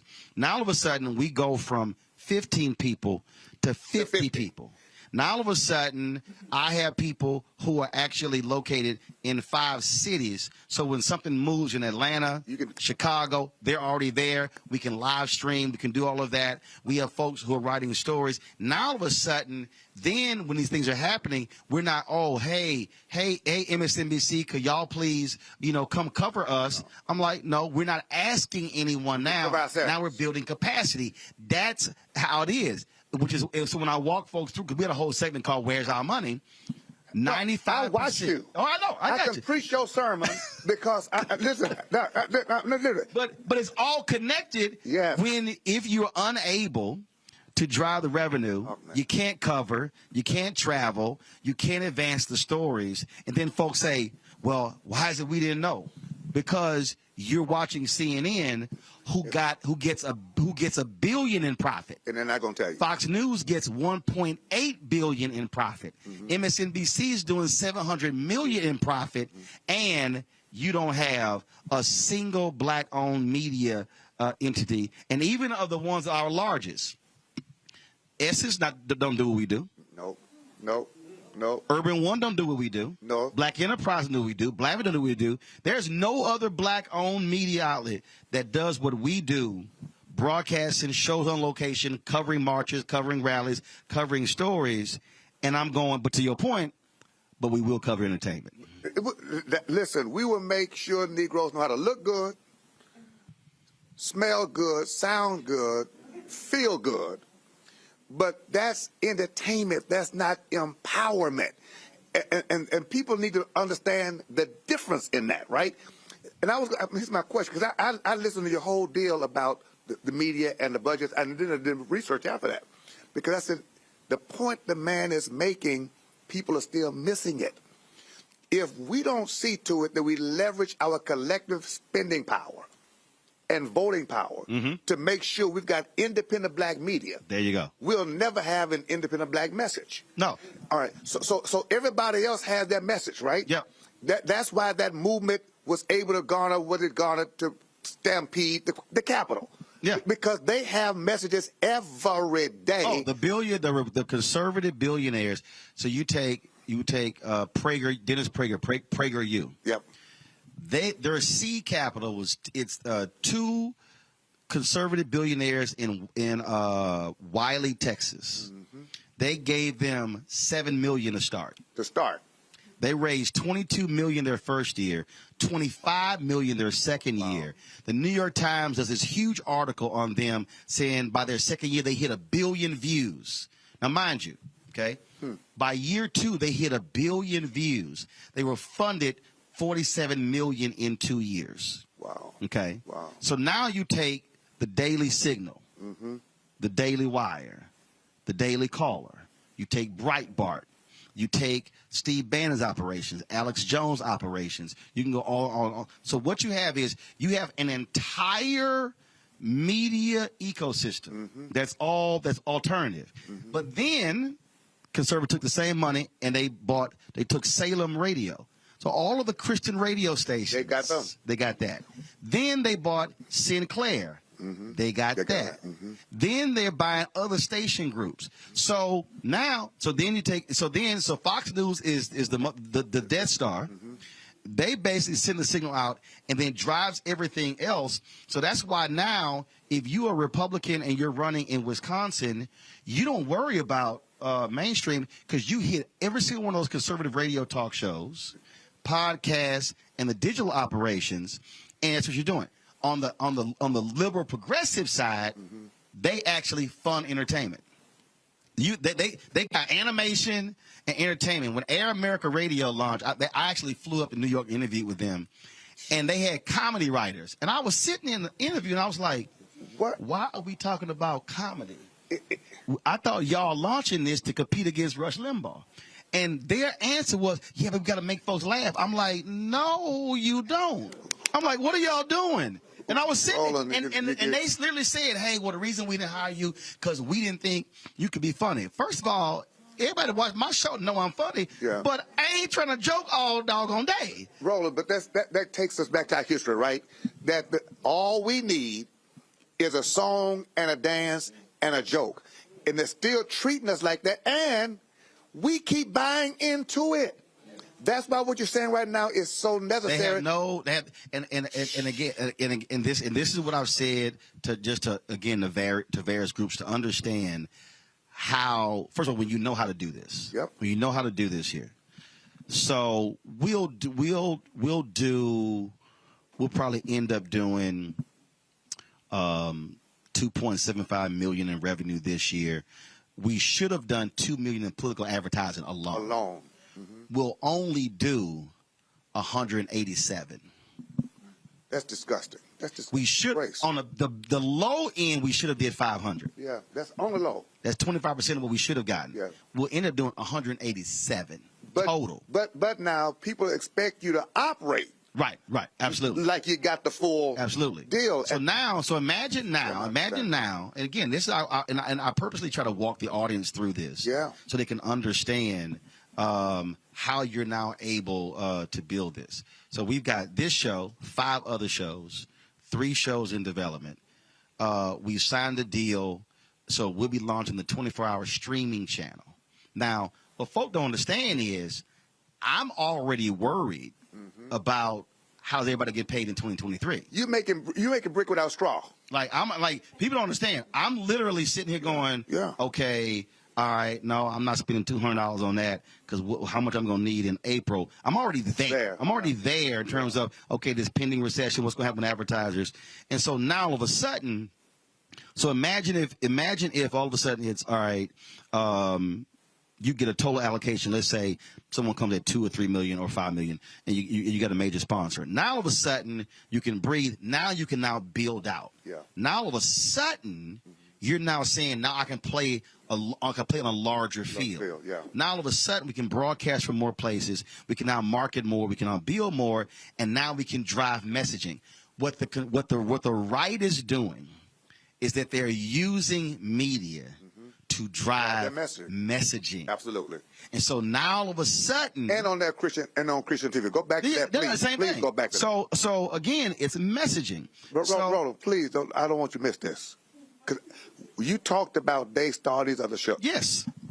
Talk about Christian media on the conservative side driving the same messaging. Yes. That comes from Fox. Yes. And they're validating it with a Bible. Absolutely. And that's why when we started this, I purposely didn't do a subscription because a lot of people couldn't afford it. Yeah. And so I said, no, we're going to keep it open. And look, there are people who say, Roland, all I can give is $1. I'm like, your dollar is important as that person who gave 5,000. But what I walk them through, and that's why, like every month, I say, y'all, we got to get 2,000 people who can give $50 each. It's 100,000 for the month because the monthly expenses are 172. Wow. Okay. Yeah. So I walk them through that to understand that. So what happens today? MSNBC doesn't. They end Tiffany Cross. Okay. Yeah. Her show's now gone. Okay. So again, but remember, it's their network. See, the only person who can cancel me is God. Yeah. Talk, Doc. That's it. That's it. There's nobody but me but God. Talk, so what people have to understand, and I try to get them through this, black people have not gotten to this point in our history if it wasn't for a Chicago Defender, Houston Defender, Atlanta Daily World, Ebony, Jet, on and on and on. But black people supported those institutions. So if we didn't have those independent black media sources not covering our stories, not elevating our people, MLK was in everything before people knew about him nationally, then you don't have a black civil rights movement. At all. So the problem now is, the problem we have now is, we are hoping and begging that white media will do what? Covers us, and we are praying, will they show up, as opposed to saying, okay, if y'all don't show up, fine. Black media shows up people to drive our messaging. Listen, I was talking to Dr. Amos Brown a couple of weeks ago on the phone, and I asked him a question. I said, Dr. Amos Brown pastor Second Baptist in Oakland. I mean, a real father in the movement. And Kamala Harris is pastor. NAACP board member. All that. Global. So I said, Dr. Brown, how did you get started in the movement? He said, I was a kid when the Jet magazine was circulated, Emmett Till's picture on the cover. And it made me so angry. He's like 12 years old. I was so angry, I went around a corner to the NAACP office where Medgar Evers was the president. And I said to him, I'm angry. I was so mad. And Medgar Evers said to me, don't just be mad, do something. But here's how that happened. Yes. Y'all go see the movie Till. It's a scene in the movie. Mamie Mobley walks out of the funeral home. And she says, you, come with me. Yes. It was a black photographer. Yes. The black photographer goes in and she says, "Shoot my baby." Take the picture. The photo runs on the cover of Jet, Yep. also on the cover of the Chicago Defender. Okay.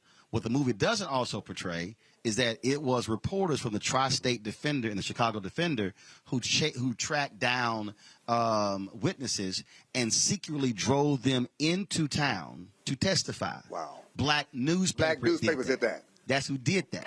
Okay. So if you don't have black media, you don't get you don't get Amos Brown. So that's why when I ran Chicago Defender, when they exhumed his body, I put his autopsy. I put his photo back on the cover so this generation could see that image. I got chills. Look, man. That's why it might happen. You got to have black media. You got to have no black owned media. No, you're not black targeted. No. When I say black media, I mean black owned. Because see, what happens is black targeted media yes. has gotten more of the dollars than black owned. We ain't deciding that. We just work there. Well, that's because it's not black media. No. If it's not black owned, it's not black media. Please hear that. If it's not black owned, it's not black media. If it's not black owned, it's not a black funeral home. Don't stop me.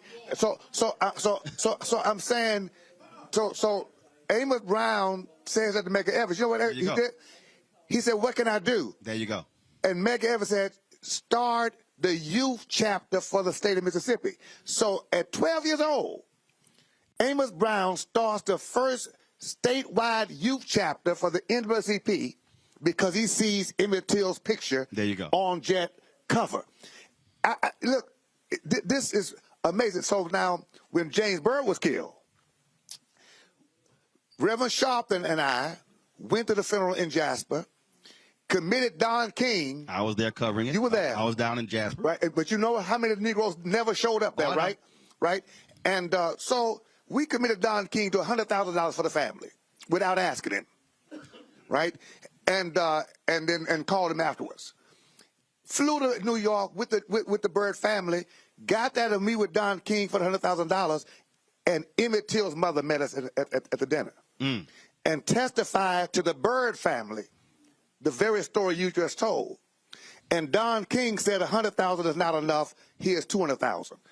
I'm trying to say what black folk can do when you own something. Right. We got to understand the power of that and understand that you never start where the others already are.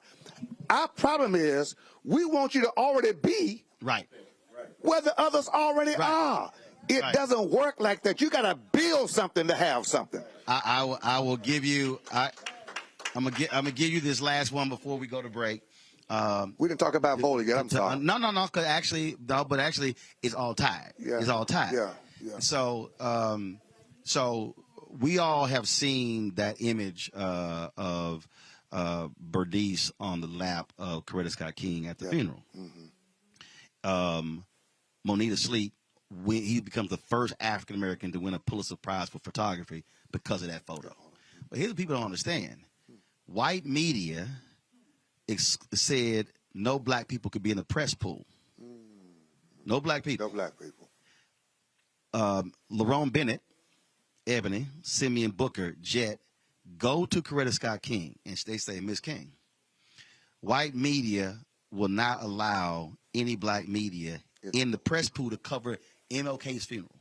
Wow. In a black church. In a black church? She said, "Let them know that if Ebony and Jet are not in the press pool, there will be no pool." That's how Moneta Sleep was in the pool. That's how he could shoot the photo. Wow. That iconic photo that won the Pulitzer Prize, because Coretta Scott King said, ain't gonna be no pool unless they're in. Which is why what I tell politicians, black folks who work in corporate America, if you don't make it clear that black-owned media is gonna have a place at the table, don't do it. Don't do it. When Barbara Jordan had her funeral, they tried to move me. They said, White House press pool sitting here. I was like, well, I've been here since 7 a.m. They got to go around. And literally the Secret Service agent said, no, you got to move. I said, no, you might want to go talk to that brother right down there. I said, his name is DZ Cofield. Yeah. You go talk to him, and then you let me know. And they were like, they looked at me, and they didn't went around. And that's the piece. a lot of our folk don't have the back of black-owned media to let folks know. No, they stay. They stay.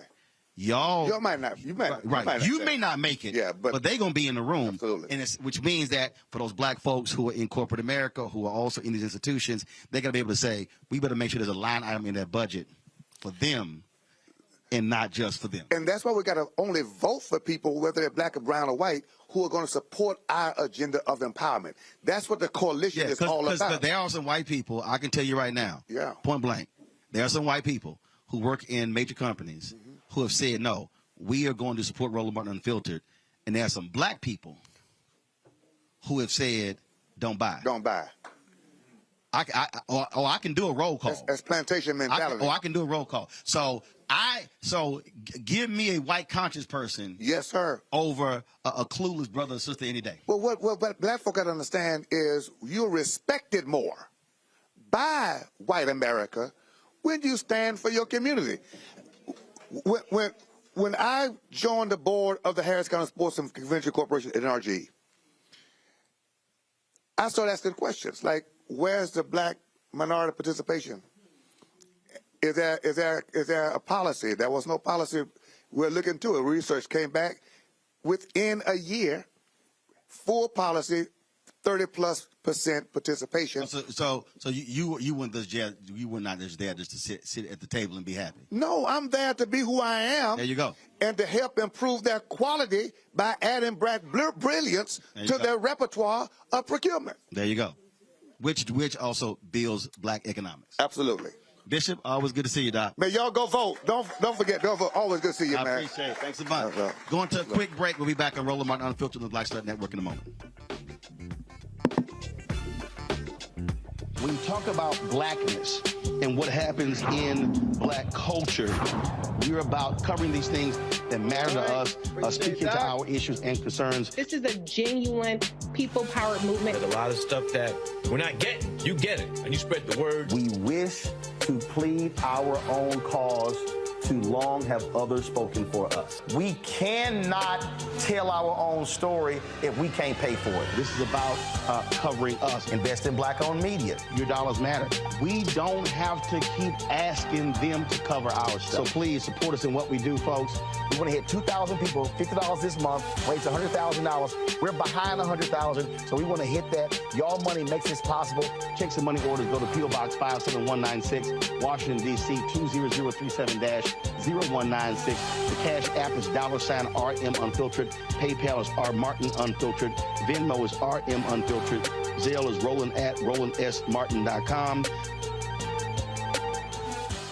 Hey, what's up, everybody? It's Godfrey, the funniest dude on the planet.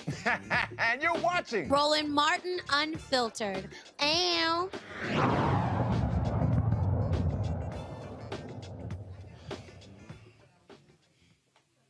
All right, folks, welcome back. Roland Martin Unfiltered on the Black Star Network. Panelists there, I want them to give their final comments. Here, this is, of course, last time y'all will chat with us before voting takes place on Tuesday. And so, Nola, make the case for somebody sitting out there right now who is undecided about going and vote. What you have to say to them? The vote is very simple.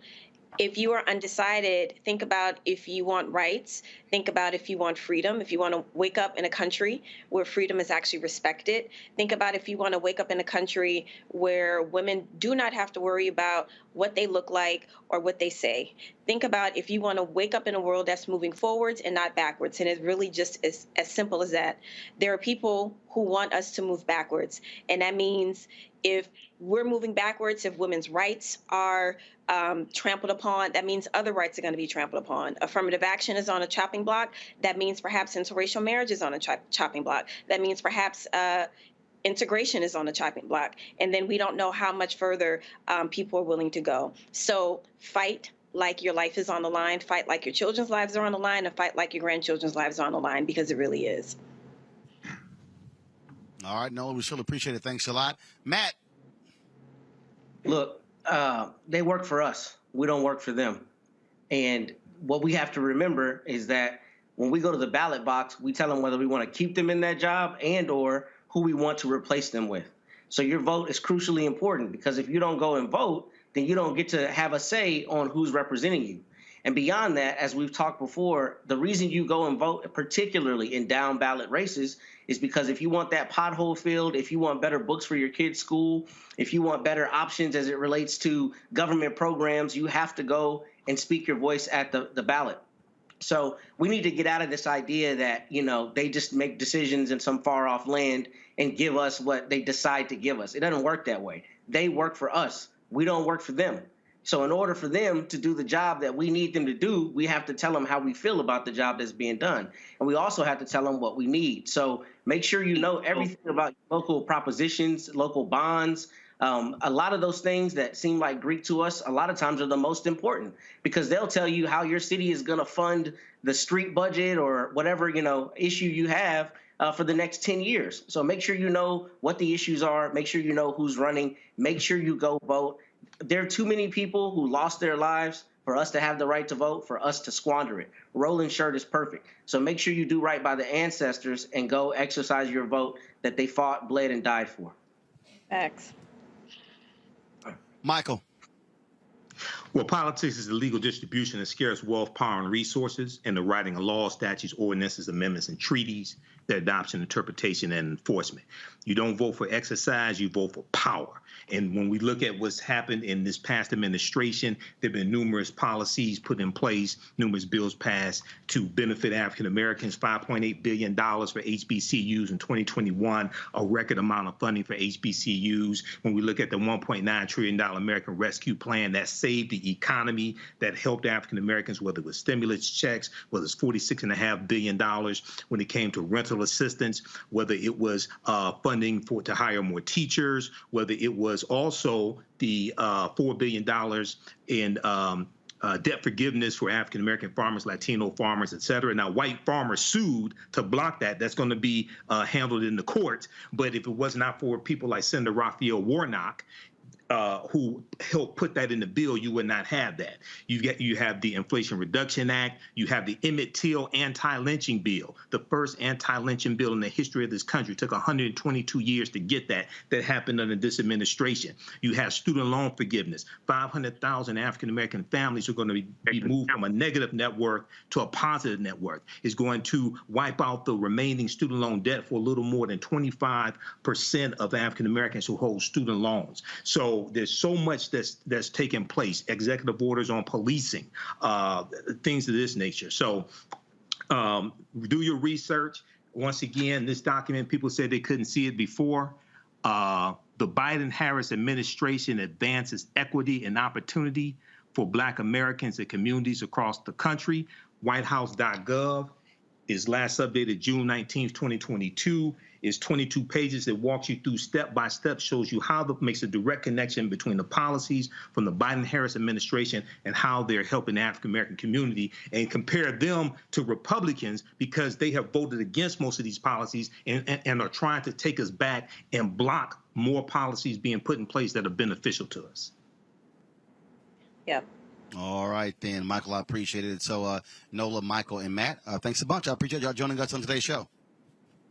Go vote. All right. Roland. I appreciate it. Thanks a bunch. All right, folks, we're back here at This Is It Cafe in Houston, joined now by State Senator Boris Miles here in H-Town. How you doing, Fred?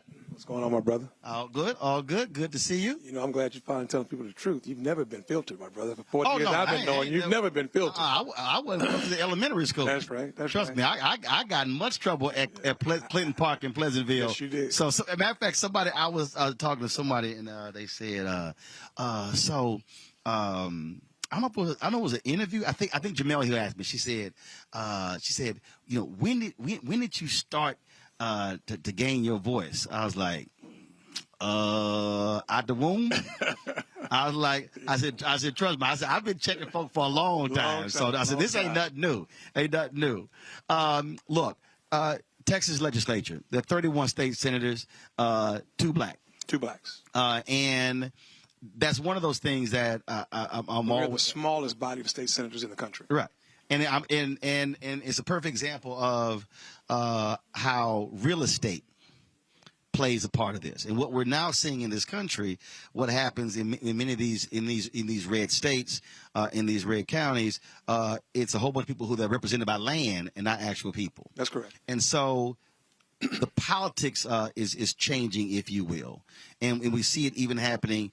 Yeah, in this state, in these counties, and you have all this acrimony against blue counties and blue cities. But I'm always trying to explain to people, yeah, but a lot of broke folk in them red areas that gets checks. They're suffering too. But yeah, they're suffering, but they're getting checks as a result of the folk in those blue areas. That's correct. And hence the reason why $8 million is coming to this county for our county judge's seat. Okay, $8 million has come in from across the state and across the country to take out one little low Hispanic girl who just so happens to be a Democrat. And the things on the county commissioner's court has changed. You interviewed Commissioner Ellis here earlier. A lot of things have been put in place that they intend to reverse if we don't get out and vote. Right. Okay, this is the most important vote for black Texans in the history of Texas, is this vote right now. The state of Texas has more black folks than any other state in the country, Roland. And all we have to do is get out and vote. You know, you were talking about plantation media and marketing. We do the same thing right here, plantation politics. You know, we have people that come into our communities. They want our votes, but don't want to spend our votes with our black media, spend their money with our black media. They don't want to turn on our African-American political machines. I'm so glad to see Claude Cummings and Trey here with CWU. Man, I don't know where black Texas would be. I don't know where black political Texas would be without Claude Cummings and Trey. Okay, it's just that doggone simple. They always come to our rescue. See, that's why, they're here right now. See, that's why when I'm always calling people out, I'm trying to explain to folk. No, it's not. Do you have a black face in the room? Who is control of the checkbook? Of the checkbook, and it's not about just having a black face in the room. But Bishop Dixon could have been any black face in the room at Sports Authority. But he's the wedge in the door that's going to hold the door open and allow other black folks to come on in. The proper black. That's what it's the proper black folks that's going to ask the questions, the hard questions. And you know what? Like you said, sometimes we're not liked by our own people, by our own. It's just that plantation mentality. You know I'm not the most liked African-American elected official in Houston, but I'm one of the most effective. Right. And when you're in trouble, they're going to run to me. Right. Okay? And we're going to get it done together. Well, it's all interesting. When I was talking to Bishop, I'm first of all, folks, Boris asked me, he said, man, how many phones you got? You got to understand, first of all, normally I have 3 iPads up here and 2 phones, and I'm working all of them. And then folk don't think when they making comments, I'm reading their comments. Right. You know, and I had someone say, brother was like, why Roland talking about himself? Well, first of all, it's called an example.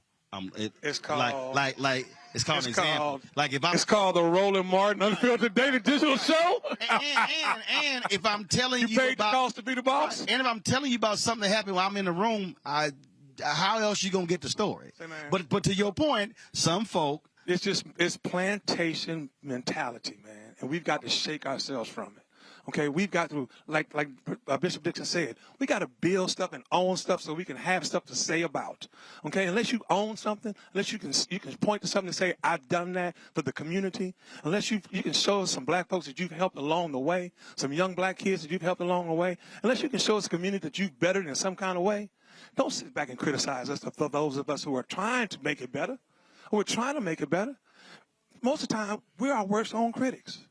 Okay, we're our worst critics, and it's gotten to the point where we just have to be dull to it and keep it moving, keep the faith, keep the fight. I have no. First of all, I appreciate haters because I actually walk higher because I actually step right on top of them. Keep it moving. See, some people say they step over them. No, I actually step on them. You know, because I ain't got no problem stepping on them because again, I'm not sweating all your whining and complaining.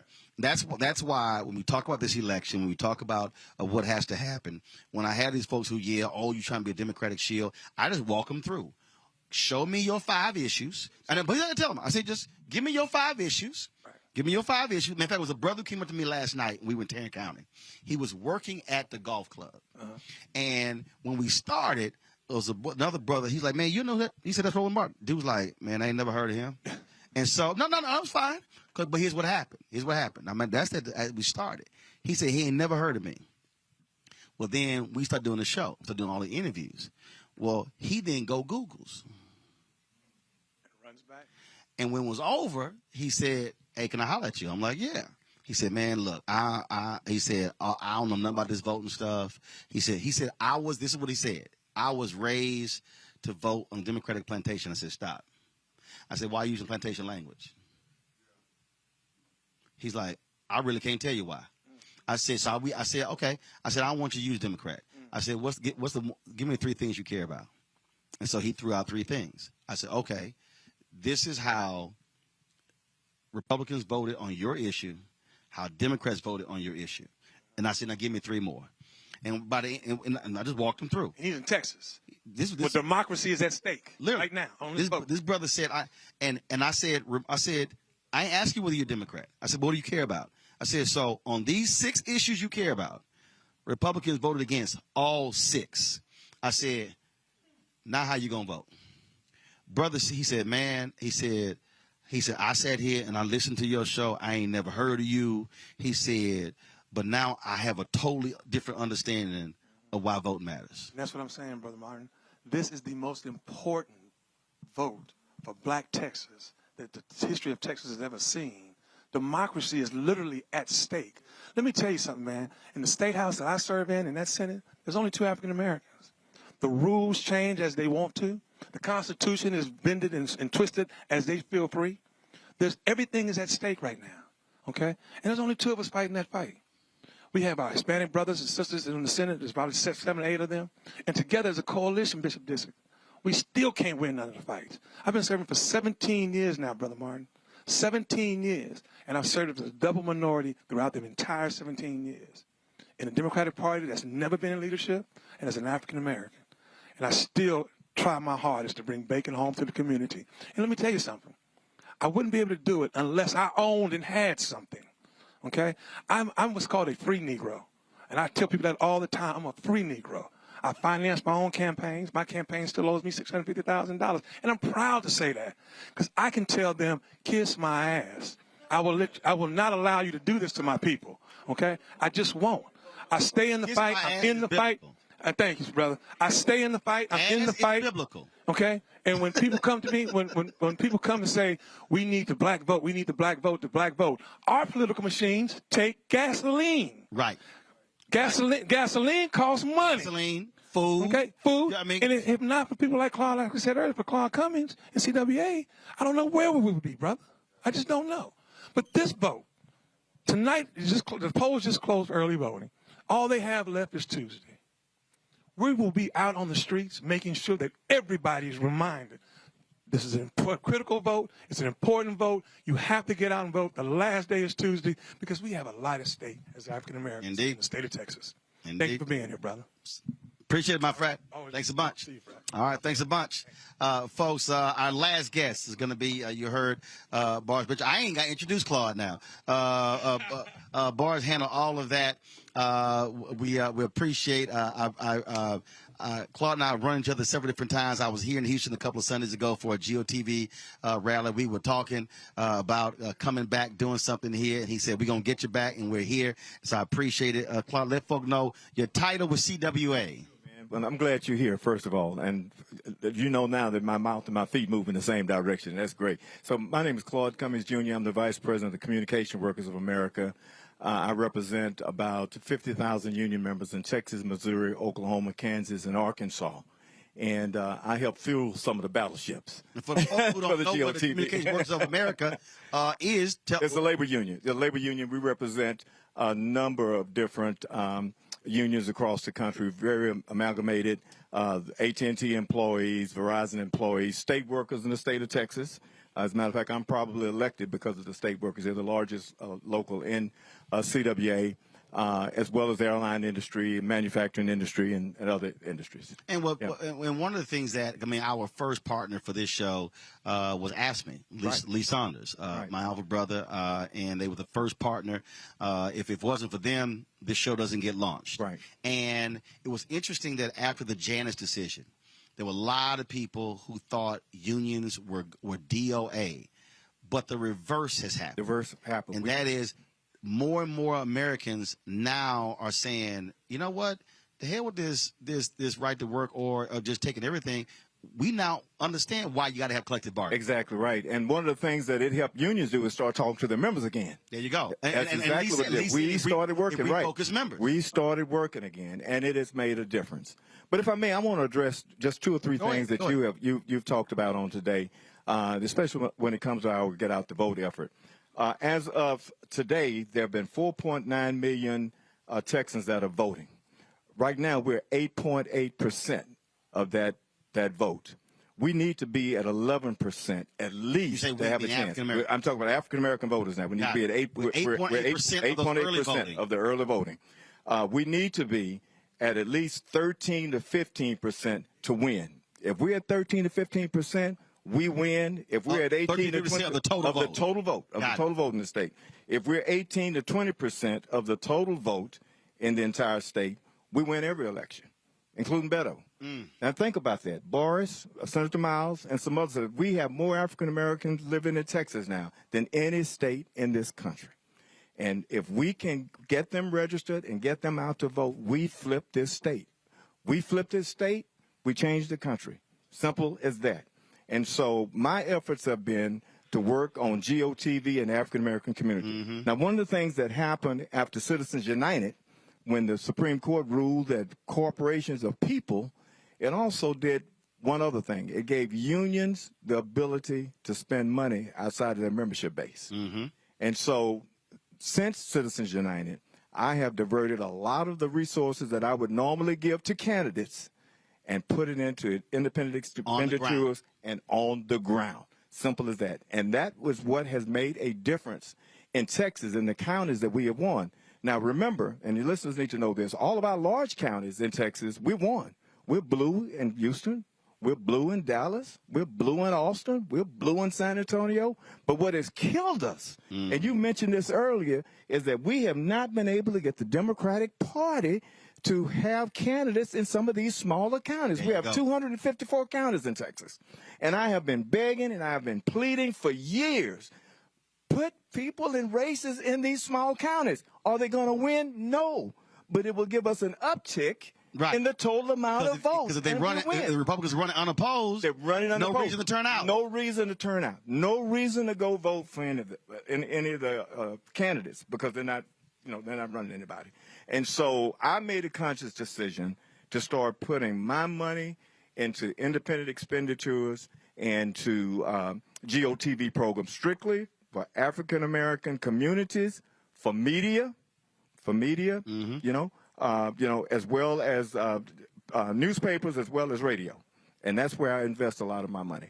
And it has made a difference. Right. The mayor of Houston would not be elected today if it not for the program that I helped design and put together to drive out the African American vote, in this city. And because of Boris Senators, that's right, and others, and a lot of people in here know that on election night, Sylvester was down, by about 400, 500. We predicted 1,000 votes, but because we put money into Fort Bend, that portion that's represented in Houston, I helped pay for that. We knocked on 450 doors, just strictly African-American GOTV, nonpartisan from NAACP. And because of that, the night of the election, he won by 450 some odd votes. And so what I'm saying to all of you, and I wish the Democratic Party could understand this, instead of putting money into consultants, white consultants, why not put some money in the African-American community? We have been there and have been the backbone of the Democratic Party for years. And I personally am tired of our communities being taken for granted. The fact that they think that we're just going to automatically vote for their candidates without putting any fuel into our GOTV programs in our communities. And so that's what I have been doing over the last several election cycles. And I believe that other unions are catching on to it now. And I think the more we do that. And are you meeting with them saying? We are meeting with them. Right. Let's show you the strategy. Right. We are meeting with them. We are meeting with them. The Teamsters have been investing in some of the programs. The plumbers have been investing in some of our programs because they get it. Right? They get it. And so I think as we begin to continue to show how successful we've been with our GOTV efforts, and listen, I still give the candidates, but I just don't give as much. Right. Because we try to explain to them that signs don't vote Cards don't vote, but people vote. And also, so that's where the investment also, should be. I think you want to win. And you want to win. And if we can show you here's a track record to help you win, you might want to listen to us. That's exactly right. That's exactly right. So that's what we have been doing, and we've been successful because of it. So the polls are closed now. So we've got Tuesday now. Right. We need people of color. We need African American voters and Hispanics to get to the polls and vote. So and if we get that uptick in votes, get that number again. All right. Right now we're at about 8.8. We're at about 8.8% of the total vote for the state. We've had 4.9 million that have voted. 8.8%. We need to be around 13 to 15% in order to win. In order to win. And that's the thing that I keep telling our folks all across this country. Right. Black people, if we take our numbers up to 65, 70, 75%, those who are eligible, that's correct, who are registered, we can actually lock down races all across the country. We can do that. But the question is, even in the South. Yeah, the question is, when is the Democratic Party going to understand that? Well, when are they going to start putting money into our media and our consultants instead of all the time just having white consultants? And that's how Hillary Clinton lost. There you go. Absolutely. Without a doubt. And that's why, to me, that's why I've been telling people, shift the resources. That's why I've called them out by name on national television, and we'll keep doing so because we can't sit here and mess around. Right. I know what the other side's trying to do. Right.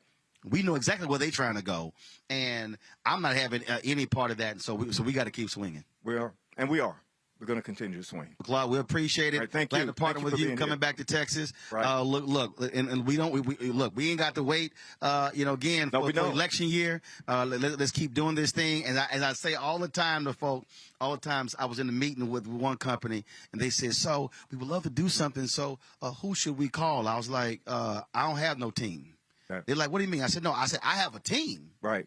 I said, "I let them know what we're gonna do." I said, "But I ain't no meeting when I leave here." I understand. I said, "I'm the meeting." I got you.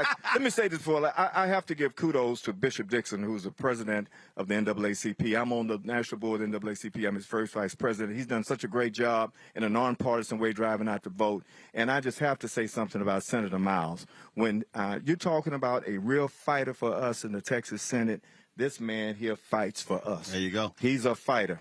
And his mouth and his feet move in the same direction. If he says he's going to fight to get something done, he delivers the bacon. Right. So thank you so much. His mouth and his feet, but his feet does not move the same direction when he swag surfs. Does not move. Get out the vote. That's it. Get out the vote. Simple as that. Folks, Claude, I appreciate it, man. Thanks a lot. Thank you, folks. That is it for us. Remember, Election Day is Tuesday, not just in Texas, all across the country. Y'all have heard me talk about why we have to vote, what is at stake. I was going to address the issue with Tiffany Cross. I will do so on Monday's show. I'll be back in studio in Washington, D.C. Hey, Talladega, Alabama, I'm there tomorrow. Your president, my frat brother, Dr. Gregory Vincent, is being inaugurated. Tomorrow I'm emceeing his inauguration gala, so I'm leaving here in the morning, flying to Talladega, Alabama. So I'll see you guys tomorrow night and see y'all Monday in the studio for Roland Martin Unfiltered. Don't forget, download the Black Star Network app, Apple phone, Android phone, Apple TV, Android TV, Roku, Amazon Fire TV, Xbox One, Samsung Smart TV. Support our show. Your dollars absolutely matter. Check and money orders. Go to P.O. Box 57196, Washington, D.C. 20037-0196. Cash App, $RM Unfiltered. PayPal is R Martin Unfiltered. Venmo is RM Unfiltered. Zelle is Roland at RolandSMartin.com. Roland at RolandMartinUnfiltered.com. And be sure to get a copy of my book, White Fear: How the Browning of America is Making White Folks Lose Their Minds. Available on all platforms, all bookstores. Order from your favorite black bookstore. You can also download it from Audible. We always end the show with the folks who give to our show. And so we'll do so now. Folks, thanks a bunch. Glad to be back in Houston. Great to be in Tarrant County last night. I'll see y'all on Monday.